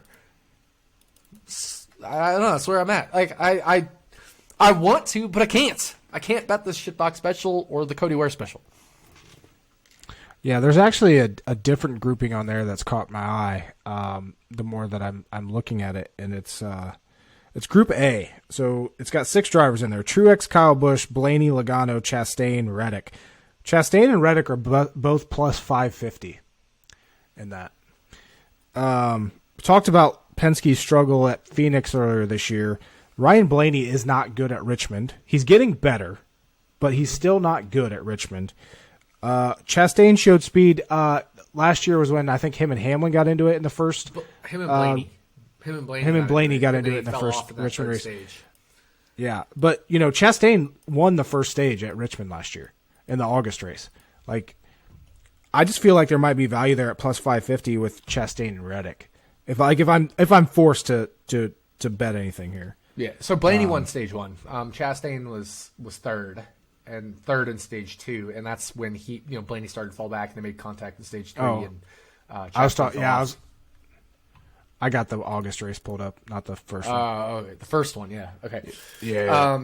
But yeah, no, Chastain is good at Richmond. I don't necessarily think he's the best, but Tyler Reddick had a really good car at Phoenix. He's had some good-ish results at Richmond itself, and the guy I love to compare Tyler Reddick to, Kyle Larson, in his breakout season, won at Richmond, right? So I think there's plenty of upside here for Tyler Reddick at Richmond. We know how well those Toyotas run at Richmond, have run at Richmond, ran at Phoenix. I think there's plenty of upside in both just Chastain and Reddick. I actually may just bet them right now while we're talking about it. Don't get me wrong, I like Truex and Kyle Busch. I think they should be the favorites in this group, but I think 550 to 1. 550 too long. Yeah. 5.5 to 1, I should say. Yeah. Just feels too long. And now I know it's a 6-driver group, right? And so if there's 6 drivers, 5 to 1 for every driver is fair if they're all perfectly capable of evenly winning the group. But I would say because Blaney and Logano are in this group, and I don't think they're above average in this, they should be longer than plus 500, much longer, like plus 6, plus 7 in that neighborhood. And Chastain and Reddick should maybe be plus 450, plus 400, somewhere in there. So I agree. I think I could see betting both Chastain and Reddick in this group and feeling good about it. I'm right there with you. And full disclosure, I haven't bet this, but those definitely popped off to me as same, 100%. Yeah, 100%. And we'll see by the time this show airs if I have or haven't. But I feel like I probably will, at least one of them. I'll have to look into it more. As far as Richmond goes, like I said, Phoenix is a very good comparable track. What other tracks are you seeing that are the most comparable? Because, like I said, this is a high tire wear track as well. So first and foremost, Phoenix is number 1. And it's as much as, we know Phoenix, it has lesser tire wear than Richmond. It still is the number 1 comp, no matter which way you look at it. But I think it's probably even more applicable this year with the low downforce package. And I will say with the low downforce package, I'm going to guess 2 stops at Richmond is going to be the default strategy because it increased the tire wear at Phoenix. If it increases the tire wear at a high tire wear track, you got to do 2 stops at that point. We know you're good on fuel, but you can split the stage in half and do 1 stop. But the tire wear is going to be so much greater that I think 2 stop has to be. So I actually think we'll see almost everybody on the same strategy. There will be a few gamblers, don't get me wrong, but I think by and large, the 2-stop strategy is, if this race stays green the whole time, is the optimal strategy. And it was the one that ended up winning last year, right? Like Hamlin and Harvick ended up finishing 1-2 in that first race, and it was the winning strategy in the second race with Kevin Harvick as well. So I think that's just going to be the default strategy, and I actually think it's going to create even less chaos. I put chaos in air quotes because it's not really chaotic Richmond at all. It's going to make things even more predictable is what I should say. So Phoenix is number 1 comp. That's it. I mean, Richmond itself, obviously, you can use a little bit of New Hampshire, not using Gateway, too low tire wear there. Even though it's a good track, it's a great race.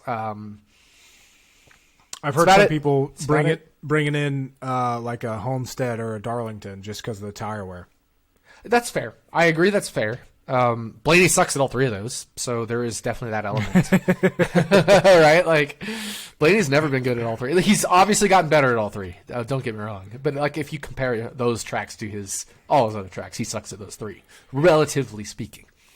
I will never forget. Finishing seventh doesn't suck, but for him, that's sucking compared to other tracks. He also started on the pole in that race. Like, he wouldn't have finished seventh if he didn't start on the pole. But exactly. I'll never forget, I think it was in 2021 when it was I think it was Caesars had head-to-head Bell versus Blaney at Richmond, and Blaney was favored. Oh, I remember that's when I had to run to Indiana to make bets. Yep. And I've never jumped off my couch, gotten in my car, and ran to Indiana or drove to Indiana as fast as I did when I had to do that to bet that, because that was the most ridiculous. Because everyone always had, like, there's always, and I guarantee if Blaney comes out and shows a ton of speed this weekend and qualifies third, people are gonna be like, "This is good. This is it. Blaney has the good long run car." Blah blah blah. And I'm going to die on this hill until he proves me wrong that he's good at this racetrack. Because him leading, yes, he led 128 laps here last year, still finished seventh, but never finished better than 10th. He's just not. He's not the guy you think he is at this racetrack yet. I think he's going to get there, but like as fast as we saw Blaney at Phoenix last year, he's never going to be that he's not going to be that at Richmond this year, in my opinion. Especially with he wasn't that car at Phoenix this year either. So I think that hurts Blaney even more, and he's back to being a teens driver in my opinion at Richmond, depending on how this weekend goes with practice and everything if they get it in. Very potentially. Yeah, very possible, especially with the way Penske has trended at the ovals this year. The ovals in general, like, they've just fallen off too hard. Blaney has been better than Logano in that regard as far as the fall off, but it hasn't been ideal for that team. And so I agree it could be a step backward for Blaney, not on talent or any fault of his own, but just on the team level. Could be a step back there. You look at Logano, 10th at Auto Club, 11th at Phoenix, 36th at Vegas, obviously with that problem, but he wasn't good at any of those. Like, those 10ths and 11ths were kind of flattering for him. Blaney, that second at Phoenix, is super flattering because he was nowhere near that good. And he actually had a chance to win there at the end, which would have been absolutely crazy. But, I mean, he was a top 7. Blaney was a top 7 car at Phoenix, but he's also good at Phoenix. Like, I remember last year he was the best car at both Phoenix races, arguably in the first one and definitely in the second one. And yet second was a very flattering result for him. He was probably a 7th place car at Phoenix. So if we translate to Richmond where he's not as good, maybe he's a 9th place car at best, possibly. I don't know. But you're right. We'll have to see. Yeah. Another guy that really solid record here at Richmond, Christopher Bell. Last 4 races, 2nd, 6th, 3rd, 4th. Another one of those guys, anytime it's a short flat track, you have to think of Christopher Bell. Now, will the Toyotas have the speed, though, is another factor to consider. But, yeah, Bell was 4th in green flag speed at Phoenix, ended up finishing 6th. Reddick, obviously, very good in that race as well, 5th in green flag speed. He ended up finishing 3rd. Hamlin was 6th in green flag speed at Phoenix. So, as last week we kind of got off, you and I both got off of the Toyotas. Now is not the time to be off of Toyotas. One question we got when it comes to Richmond: do long shots win this race, or is it generally the favorites? Now, obviously, we had Alex Bowman win this race at Richmond a couple years ago, but you look at career averages at this racetrack, and you look at career wins. Kyle Busch has 6 of them. Kevin Harvick has 4. Hamlin has 4. Truex has 3. Keselowski has 2. Logano has 2. What I'm getting at is the favorites win these races. As we've alluded to, Richmond is pretty predictable. We know who's good at the short flats, and for there to be a surprise winner on Sunday, I think it's going to take a dynamite pit strategy call or just pure chaos on a restart or something. I don't see a long shot Depending on what, like Bowman, you can get him at 20-1. Do you consider that a long shot? I don't really consider that. I feel like that's fair odds for Bowman pretty much every single week. Yeah. But we're not going to see any guy up there in like the 50, 40, 30 range winning this race. We could see Buescher technically. I mean, he's 50 at certain places. I would think. I saw earlier. Like, I don't know if he still is, but I didn't look at odds today. I mean, I had my mental health day. I didn't. Buescher did finish third here in August. He arguably could have won that race, and that's part of why I got on him at Bristol, is because Dover and Richmond combined form a Bristol-ish type situation. Mm-hmm. So we could, but I don't think it's going to be longer than 50. And while you were saying that, speaking of guys that are about 50, Austin Dillon is very good at Richmond. Ooh. Yes. I'm not talking about race win. I'm not talking about top 10, but look at Group B on Caesars. Daniel Suarez, I don't think of him when I think of Richmond. Now, Chris Buescher, sure, we just talked about him. He can. He has a very good shot, too. But he's plus 250. Eric Almirola, yeah, we love him at short flat. He's very good. Bubba, Briscoe, whatever, right? Like, Austin Dillon is good at Richmond. I don't think he's the worst car in this group, and I could make an argument he's the best car in this group based off solely Richmond. 10th last year in the first Richmond, and I apologize, and 10th in the first Richmond 2 years ago, 4th in the 2020 Richmond race where we should have won that race. Yep, should have won that race because he had a pit speeding penalty, which killed his race. 6th in 2019, 6th in 2018. This is a very good track for Austin Dillon. I think 7-1 in that group is too long, and I think I'm probably going to bet that after we record this podcast as well. You know what's awesome? Like, that's what I was just about to say. You know what's awesome is how many times we record this podcast and we're like, we don't like anything on the board. And then we start looking and we're like, well, I like this. I like this. It's where we expected groups, manufacturers, top 10s, like those kinds of things. Yeah. Random ass, both stage, 2+ stage props for $1 gazillion. Literally the single largest NASCAR bet I've made since before I was divorced was that one we made for Daytona. So that was fun. Yeah, right now on FanDuel, Austin Dillon is plus 250 for a top 10, and that I have no interest in that. No. As good as he is at this racetrack. FanDuel posted top 10s? Yep. Was while we were recording, of course. Yep. What's Brad Keselowski? Because that's the guy I was interested in. Plus 105. Keselowski, plus 105. God, I was hoping we get like plus 340 like we got him at for a couple other races. Damn. Fuck. Alex Bowman minus 125. I don't hate that, but I'm not jumping. I don't love it, but yeah, like if gun to my head, I had to bet any top 10, that might be it. Almirola maybe might be it for me. This is did I say Alex Bowman? I meant Eric Almirola. 2-1 would be it for me. Of his short flats, it's New Hampshire and Richmond are his two best.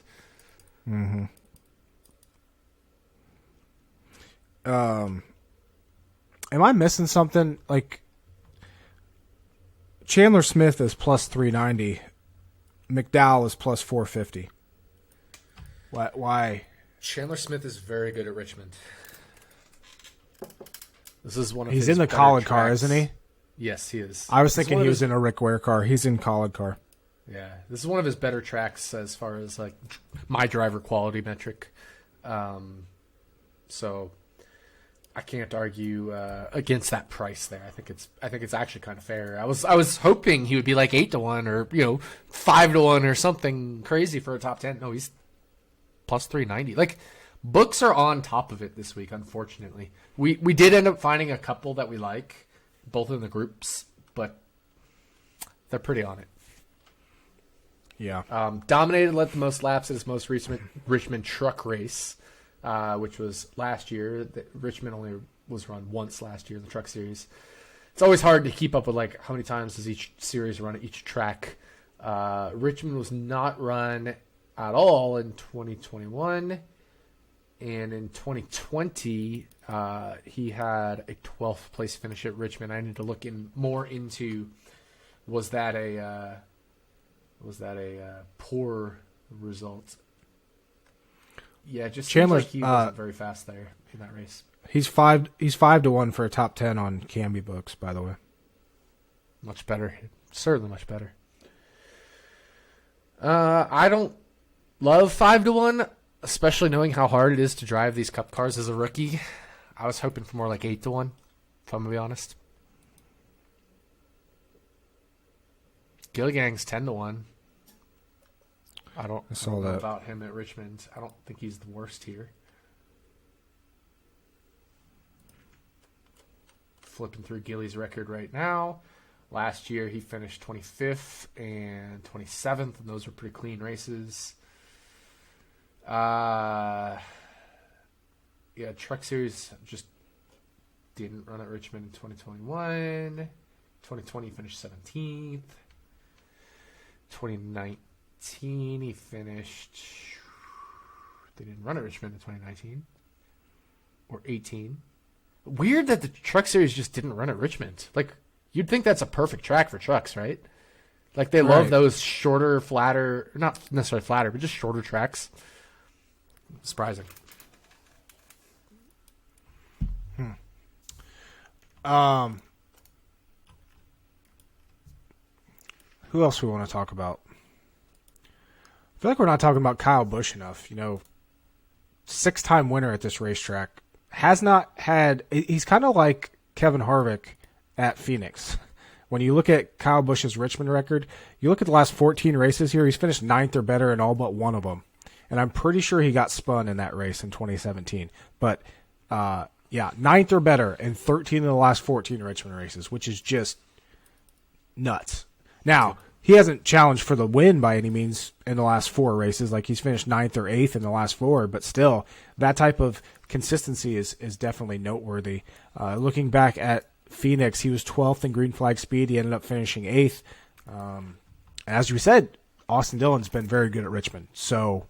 yeah, Kyle Busch is someone I think to keep an eye on. Where are his odds at?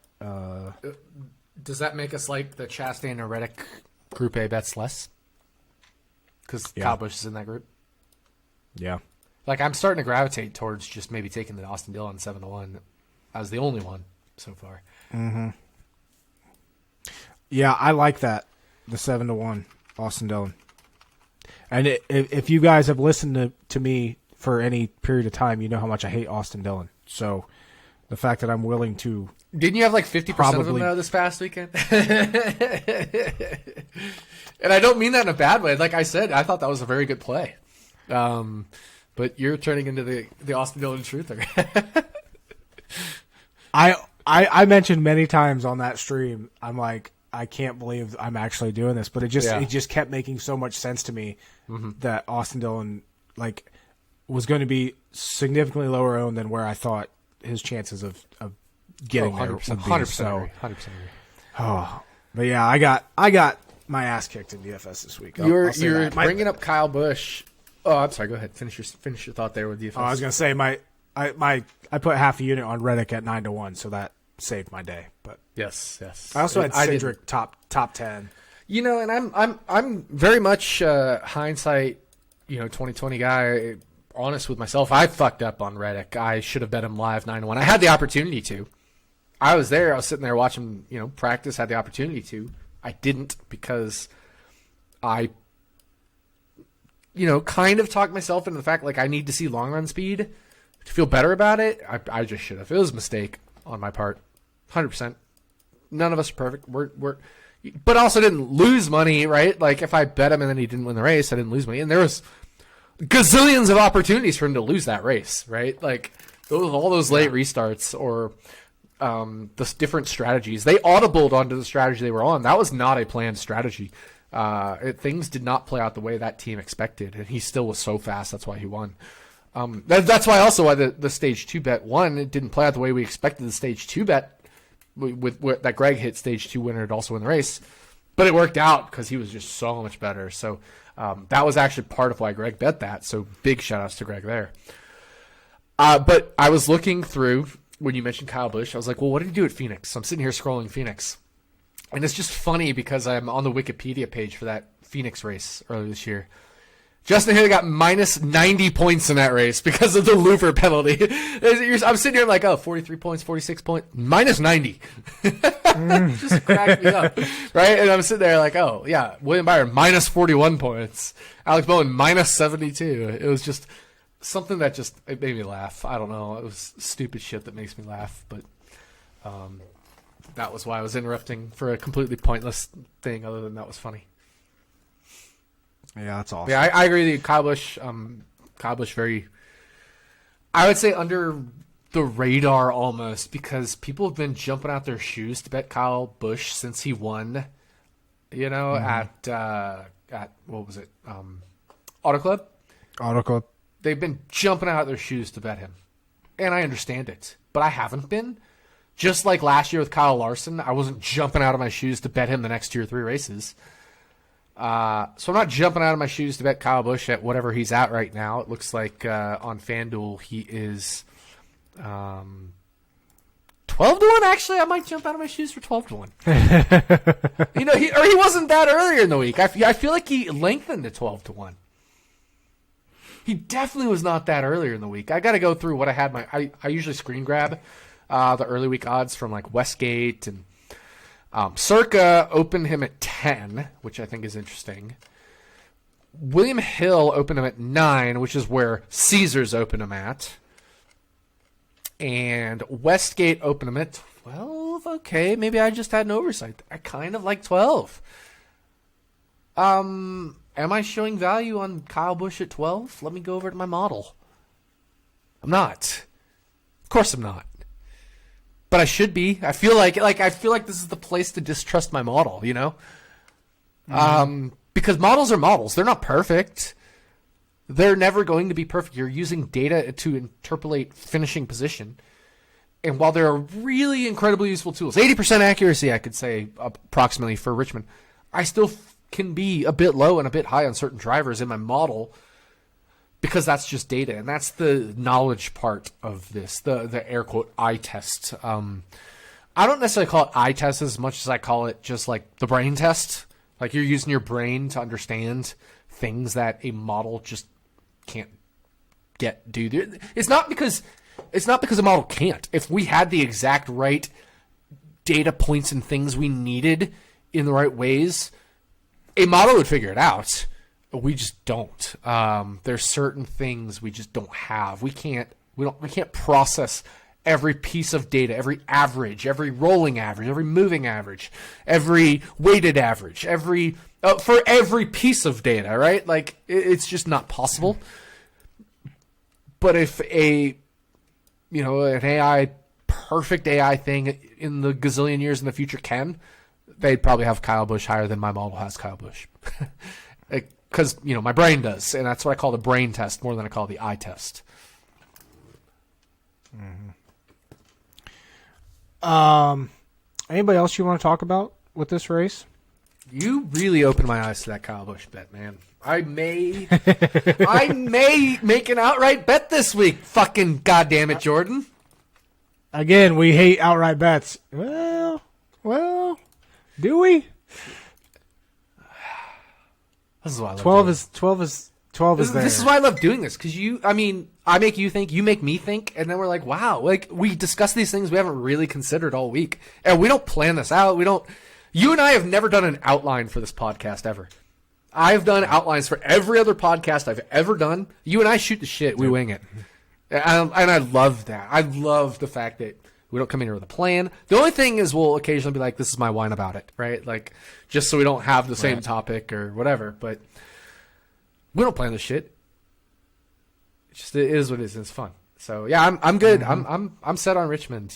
And you've kind of twisted my arm into a Kyle Busch consideration bet. I'm not going to say I'm betting him. And he's not the driver I'm showing value on technically at one book. But I'm very much considering it now because he's very close to value at 12 to 1 for me.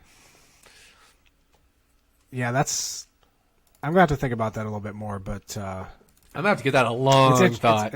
That is very interesting. For sure. Especially with how good Chevy Austin is this Dillon year. is at Richmond. Yeah, and Austin just Dillon. RCR. Yeah. You know, yeah, like obviously you're going to compare what Reddick did in this car last year, but is Reddick that good at Richmond?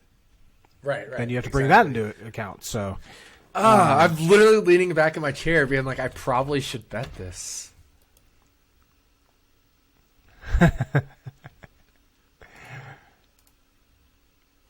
You're betting it, aren't you? Not yet, but I'm very heavily considering it. All right, moving on. We are at Random Fantasy Racing. Yes. You have a big name that's dock blocked this week. Big name. And that would be? Kyle? Not Busch. Larson. Kyle Larson is dock blocked this week for Richmond. And remember, I said Kyle Larson's breakout year when he won 4 races. Richmond was one of those. So this is not a bad track for him by any means. But he is dock blocked. I will say last week I did have Ross Chastain. Ross finished 4th. I'm on a 2-race top 10 streak. That might be the first ever. I'm on a 2-race top 10 streak. And Russ did have problems at COTA. I remember he was sitting back there in 25th towards the end of the race, but all those restarts and his talent at road courses helped him gain all that back up. But he finished 4th. And 2 weeks ago, Ryan Blaney finished 7th at Atlanta. So I'm on a 2-race top 10 streak. Who's your random fantasy driver this week, Jordan? I would just like to point out that I am in the top 100 of the underdog standings right now. Oh, shit. Let's go. And I'm not in the underdog standings because I didn't even qualify for a race. Yeah. I'm 99th. I had Jimmy Johnson last week, who finished dead last. I had BJ McLeod at Phoenix, who finished dead last. Had Gilliland at Vegas, or whoever drove the 38 at Vegas, who finished 31st. This week, I have Michael McDowell.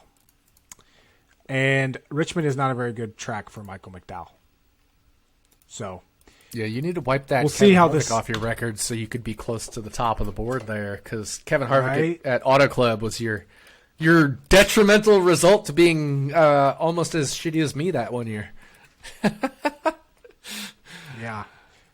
Looking at Michael McDowell, his recent Richmond races, 29th, 30th, 28th, 27th, 25th. Oh, so that's brutal. I feel like my bad luck streak here is going to continue, but we'll see. We'll see. Right now I have an average finish this year of 25.3, and 82 points so far in the top 100. Looking at I always like to look at the overall standings to see which people have the most wins.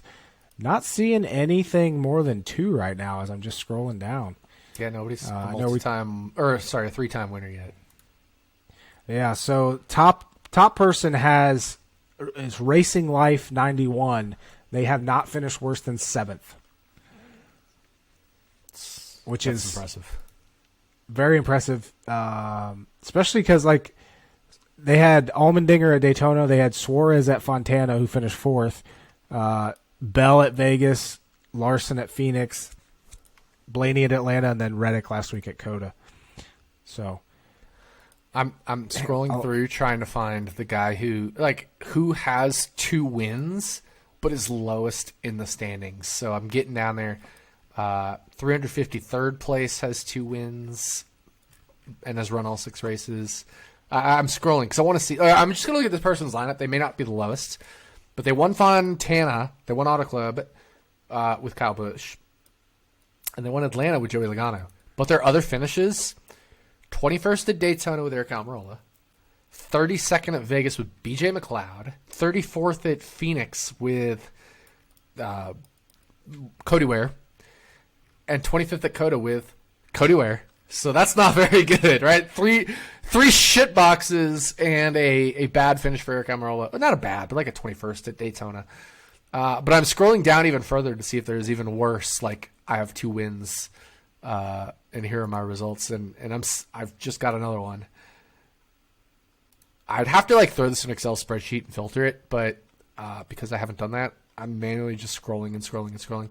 I think we're at the point where I'm not going to find anymore. So here's the other person, the one that's even worse. Oh, no. They just have one win. What did I even look at? My mouse just died. That's awesome. Your mouse died. We're off to a great random fantasy segment. Your mouse randomly dies. Yeah, no, I think that's it. I think the person that had the 3 shit boxes in the Eric Almirola is the worst of the 2 winners this year that has run all 6 races. But I'm rooting for you, Jordan, to shit box it up, man. And it sounds like if you're going to get Michael McDowell, you got him at the right track for that. Yeah, exactly, because he's been running well everywhere else. But we'll see how that goes. Getting to our picks to win. Influencer Cup, real quick, update. Ooh. Influencer Cup date. I'm sitting in 4th still. 27, my favorite number, points ahead of Bar Visuals, who made a huge push this past week. And I think he was the first this week to have a pick made. So if you just click on picks, he was pick number 1 this week. So he's making a push to come back and get me. So I need everybody to use my random fantasy link to help me stay ahead of Bar Visuals. Bar Visuals is I believe, a photographer for NASCAR and racing in general, and does a very good job. I follow them, and they're, a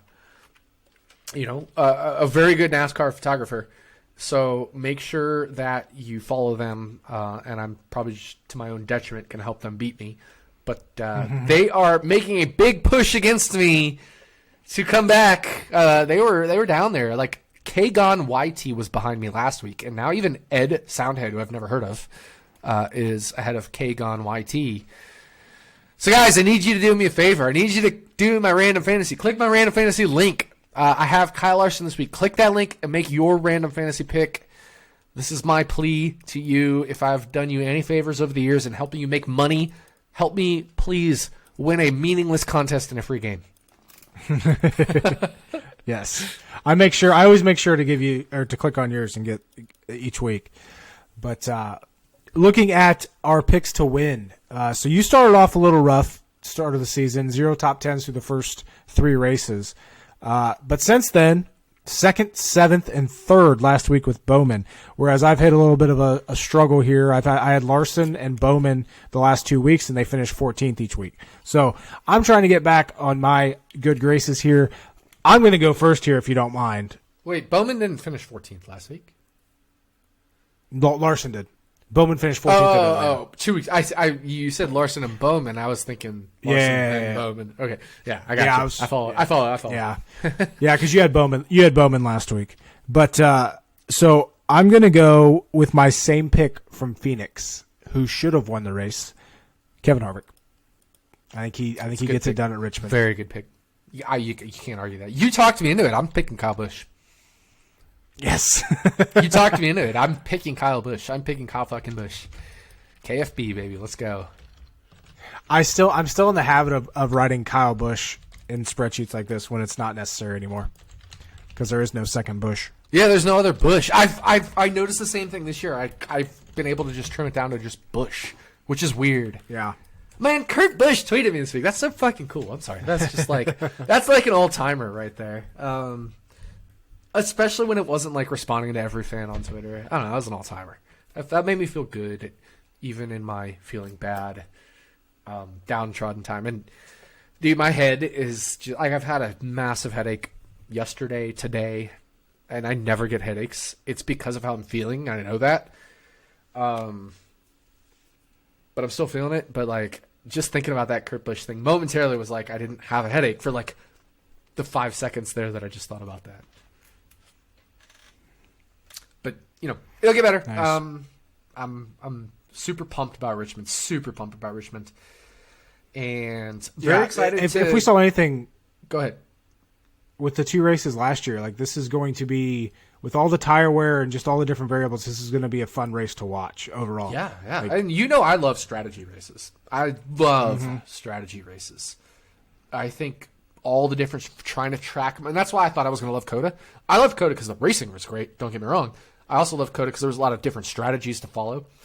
At one point, I'm sitting there thinking, like, Stenhouse is a fucking lock for the top 10. barring the chaos, this was early in the race. He was moving up early in the race. And then he pitted right before that lap 10 caution. He came in, and the caution flew. And I'm like, man, he's got it locked up in the bag. But that meant he was on the same strategy as Reddick, who pitted under that caution. And turned out that didn't end up being the right strategy because you couldn't. I mean, technically you could have on gas, but you would never have on tires. Made it on one more stop. So they both ended up doing 2 more stops anyway, which ended up being non-ideal, which then killed Stenhouse's day. There were so many cool strategies to follow at COTA. And they didn't play out the way we thought because of the timing of the caution. We know that. Anytime there's a caution at COTA or at any road course, it's going to throw a wrench in the plans. And we don't know when that's going to be, and we don't know how it's going to throw a wrench in the plans. And it was cool to follow. We're going to see strategies at Richmond. We'll see the 2-stop strategy if the stage stays green. We'll see a few people probably try to split it in one.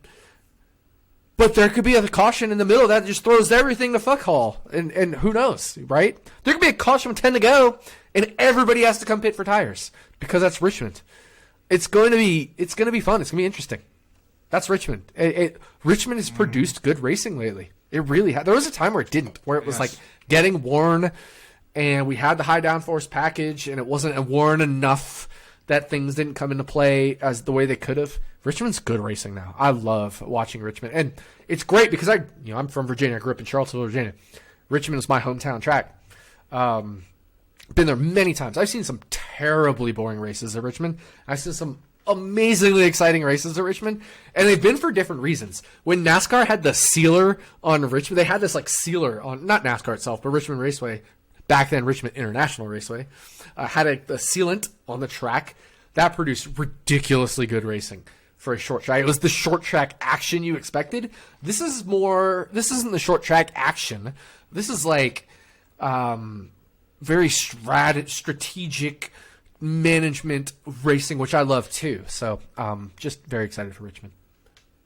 Mm-hmm. Yeah, I'm right there with you. It should be a good race. I always need to remind myself with Richmond. So I feel like I'm really good at predicting the first half of the race, and I don't take into account how things can change. And it's been my downfall with Richmond the last couple of years. Like I'm like, I remember last year, the first race, I was golden for the first 70% of that race, and then it just all went to shit. Like, so I need to, if I'm going to do anything this week, I'm going to adjust my strategy DFS wise to kind of try to take that into account and not go my normal route of what I do. So, I'm actually very curious about that. What is it about the late race that's maybe you feel different than from what you're seeing? Is it a lot of practice? I'm curious because I had a friend tell me. I had a friend tell me that. Well, to my point, I had a friend tell me the exact same thing you're telling me. That track changes so much, and I'm like, yeah, but I don't think that makes practice unuseful. Like, I'm very good at Richmond, and I feel like it's very predictable, and it doesn't necessarily have to come from practice. Like, I feel like Richmond is a very good track history track. Mm-hmm. Yeah, I can't pinpoint what it is, and it might just be a super small sample size of what I'm seeing. Like, my days have gone to shit in the last, 30% of them, the last few races, and I'm just like, what the hell's going on? But yeah, I don't know. I really don't. But I've definitely, like, if these races were half the length that they were, I'd be nailing them. But I haven't been lately at Richmond, and I'm just not sure why. Yeah, and another reason I say Richmond is a track history track. I mean, look at what we're talking about with Kyle Busch, Austin Dillon, Ryan Blaney, who's terrible at this track, Christopher Bell, who's always good at here, right? Like, it is Kevin Harvick, obviously, Martin Truex Jr. Like, these are this is a very track history track. Like, you're good at Richmond, or you're not, and it doesn't mean you can't be like Ryan Blaney type. Eric Almirola is good here, like we talked about. This is a very good track history track, I think, and that was one of the two variables that went into that model that produced that graph. I'm pulling it up right now. Last 12 driver rating for the team you've run for, and track driver rating over your last 8 races. Those are the variables selected by my algorithm. I don't put anything. I just say, here's the data. What are the variables you select? And it selected those two variables. It gave an R-square of 0.6 just from those two variables. And that's just two. It's not select all of them, make it into a non-linear model. I was like, make the most basic model you can with two variables, and that's what it gave me. It was track history as the number two variable. I'm just stressing it because track history is important. And your recent performance, right? Like, how have you done for your team in the last 12 races? So it makes sense. It makes a lot of sense for a two-variable model that how good are you now and how good are you at this track? And I don't always see that for certain tracks. Track history itself was not really a variable in COTA. It was more road course history instead of specifically COTA. All right, so yeah, we got Richmond this weekend. I keep forgetting my mouse is dead. Got Richmond this weekend, and then it's Bristol Dirt. Am I right? Am I thinking this right? I believe so. Yes. Oh God, Easter Sunday night, Bristol Dirt after, and then it's Martinsville because I will not be watching Martinsville. I will be at Long Beach for the IndyCar race. Ooh, nice. So you're replacing one race with another race. Nice. Yeah, and once again, I will be with Dale Tanhart on Dale Center to talk IndyCar bets this week. So tune in that if you can. Dale is very, very, very, very funny and good at what he does. So I'm very much looking forward to that, and I'm very much looking forward to talking about IndyCar bets. I don't think I've ever done a show to talk about IndyCar bets, so I'm excited about that. Nice. Yeah, I'll have to tune into that for sure, because I don't know a damn thing about IndyCar. So you gotta start, man. You gotta watch. It's the best racing on the planet. I love NASCAR. I adore NASCAR. NASCAR is amazing. IndyCar racing is the best racing on the planet. Sports cars are up there. IMSA, especially, obviously is the North American version of sports cars, but IndyCar racing is insanely hyper competitive. Texas is probably arguably the worst track you could watch an IndyCar race, and it still produced a really good race last year. Jimmie Johnson finished sixth in this race last year at Texas. Was top five until his teammate Scott Dixon passed him very late. What an asshole, Scott Dixon. Come on. No, but Jimmie Johnson made up for it because he got a fifth later in the year at Iowa, which shows he still has it. Like, he got fifth in an IndyCar in one of his 4 oval races ever. Right? He ran Texas, he ran Indy 500, and he ran 2 Iowa races. He finished fourth in one of those, or fifth in one of those. That's amazing. That's awesome. That's so cool to see Jimmie Johnson do that, because we're talking about him coming back to NASCAR and struggling, or Kimi Räikkönen, or all these guys struggling in NASCAR. Dario Franchitti, remember, or when he came to NASCAR, he was god awful. Danica Patrick, god awful. Sam Hornish Jr., god awful. Juan Pablo Montoya was not Juan Pablo Montoya we saw in IndyCar or Formula One. It is hard to transition into NASCARs, but at the same time, going the other way, it's hard as shit to transition to IndyCar.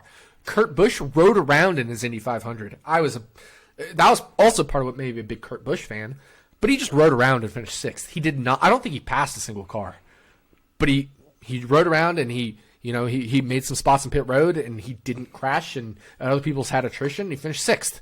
Awesome. I'm sure there was another driver in the past year or two. Who was it that was there? Oh, Jimmie Johnson, right? He did terrible the Indy 500. It's very hard to get into open wheel cars, and that's what I love. I love seeing the guys that can multi-discipline. The Robbie Gordons of the world. I have my Robbie Gordon flag right there. Love him. Tony Stewart. I loved Tony Stewart for so long because he could go across different disciplines and dominate both of them. And that's actually part of why Juan Montoya later in his career grew on me. I wasn't an early fan of his because he slayed IndyCar so much, which was back then kart, that it wasn't interesting. Ganassi then, Ganassi's always been dominant IndyCar, but that was like Ganassi won 1996, 1997, 1998, 1999. It was just Ganassi with 3 different drivers in 2 different cars. Jimmy Vasser was there all 4 of those years, and he won the 96.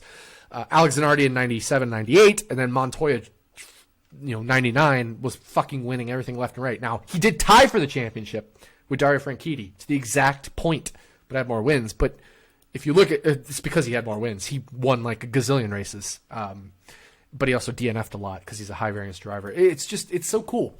Like, I'm excited to do IndyCar with Dale. I'm excited for Richmond. It's going to be a good weekend of racing, Jordan. Mm-hmm. Yeah, should be fun. Should be fun to see how everything plays out. And yeah, make sure you check out Nick on Dale Center with Dale Tanhart talking IndyCar. And if you have any feedback about Richmond and any bets that you may like that we did not see, be sure to tweet us. Nick at RotoDoc, me at Fan Racing Online. Because we're not seeing much outside of a couple group bets and maybe Kyle Busch outright. So you definitely talked me into a few. I don't know if I'll be placing them, but I'm very intrigued by those ones that we talked about on this podcast, right here on Stacking Dennys. Yeah. If only we did this live, but I don't think we'd get much viewership live at the time we do it. It's hard, at the time we do it, but just also like we go anywhere from an hour and a half to this one's going to be well over 2 hours. 2:15 right now as we're recording it. Because we love talking, and it's going to be hard for people to listen. Because I know certain people listen for certain things. Like, some people want the betting. Some people want the DFS. Some people just are fans of us, which is really cool. It's flattering, and they want it all. But and we just go everywhere. We do. We go on our tangents. But shout outs to everybody. Thank you for everything this week, especially today with how it felt. And it'll get better. It's getting better. I'm feeling better already. This obviously helps, but thank you, Jordan, as well. Yep, for sure. And get back to the RotoDoc. We know the good one, the good headspace one, not the good one. You know what I meant. But I know what you mean. But yeah, good luck. Good luck to everybody this week at Richmond, fantasy betting wise, and we will be back next week to break down Richmond and then talk about Bristol Dirt, my least favorite race of the season. So, yeah. We got one. We didn't open it, so we got to end it, right? With, exactly. With a crack. If you stayed to this, perfect. Shout outs to you. Yeah. All right, guys. See you later.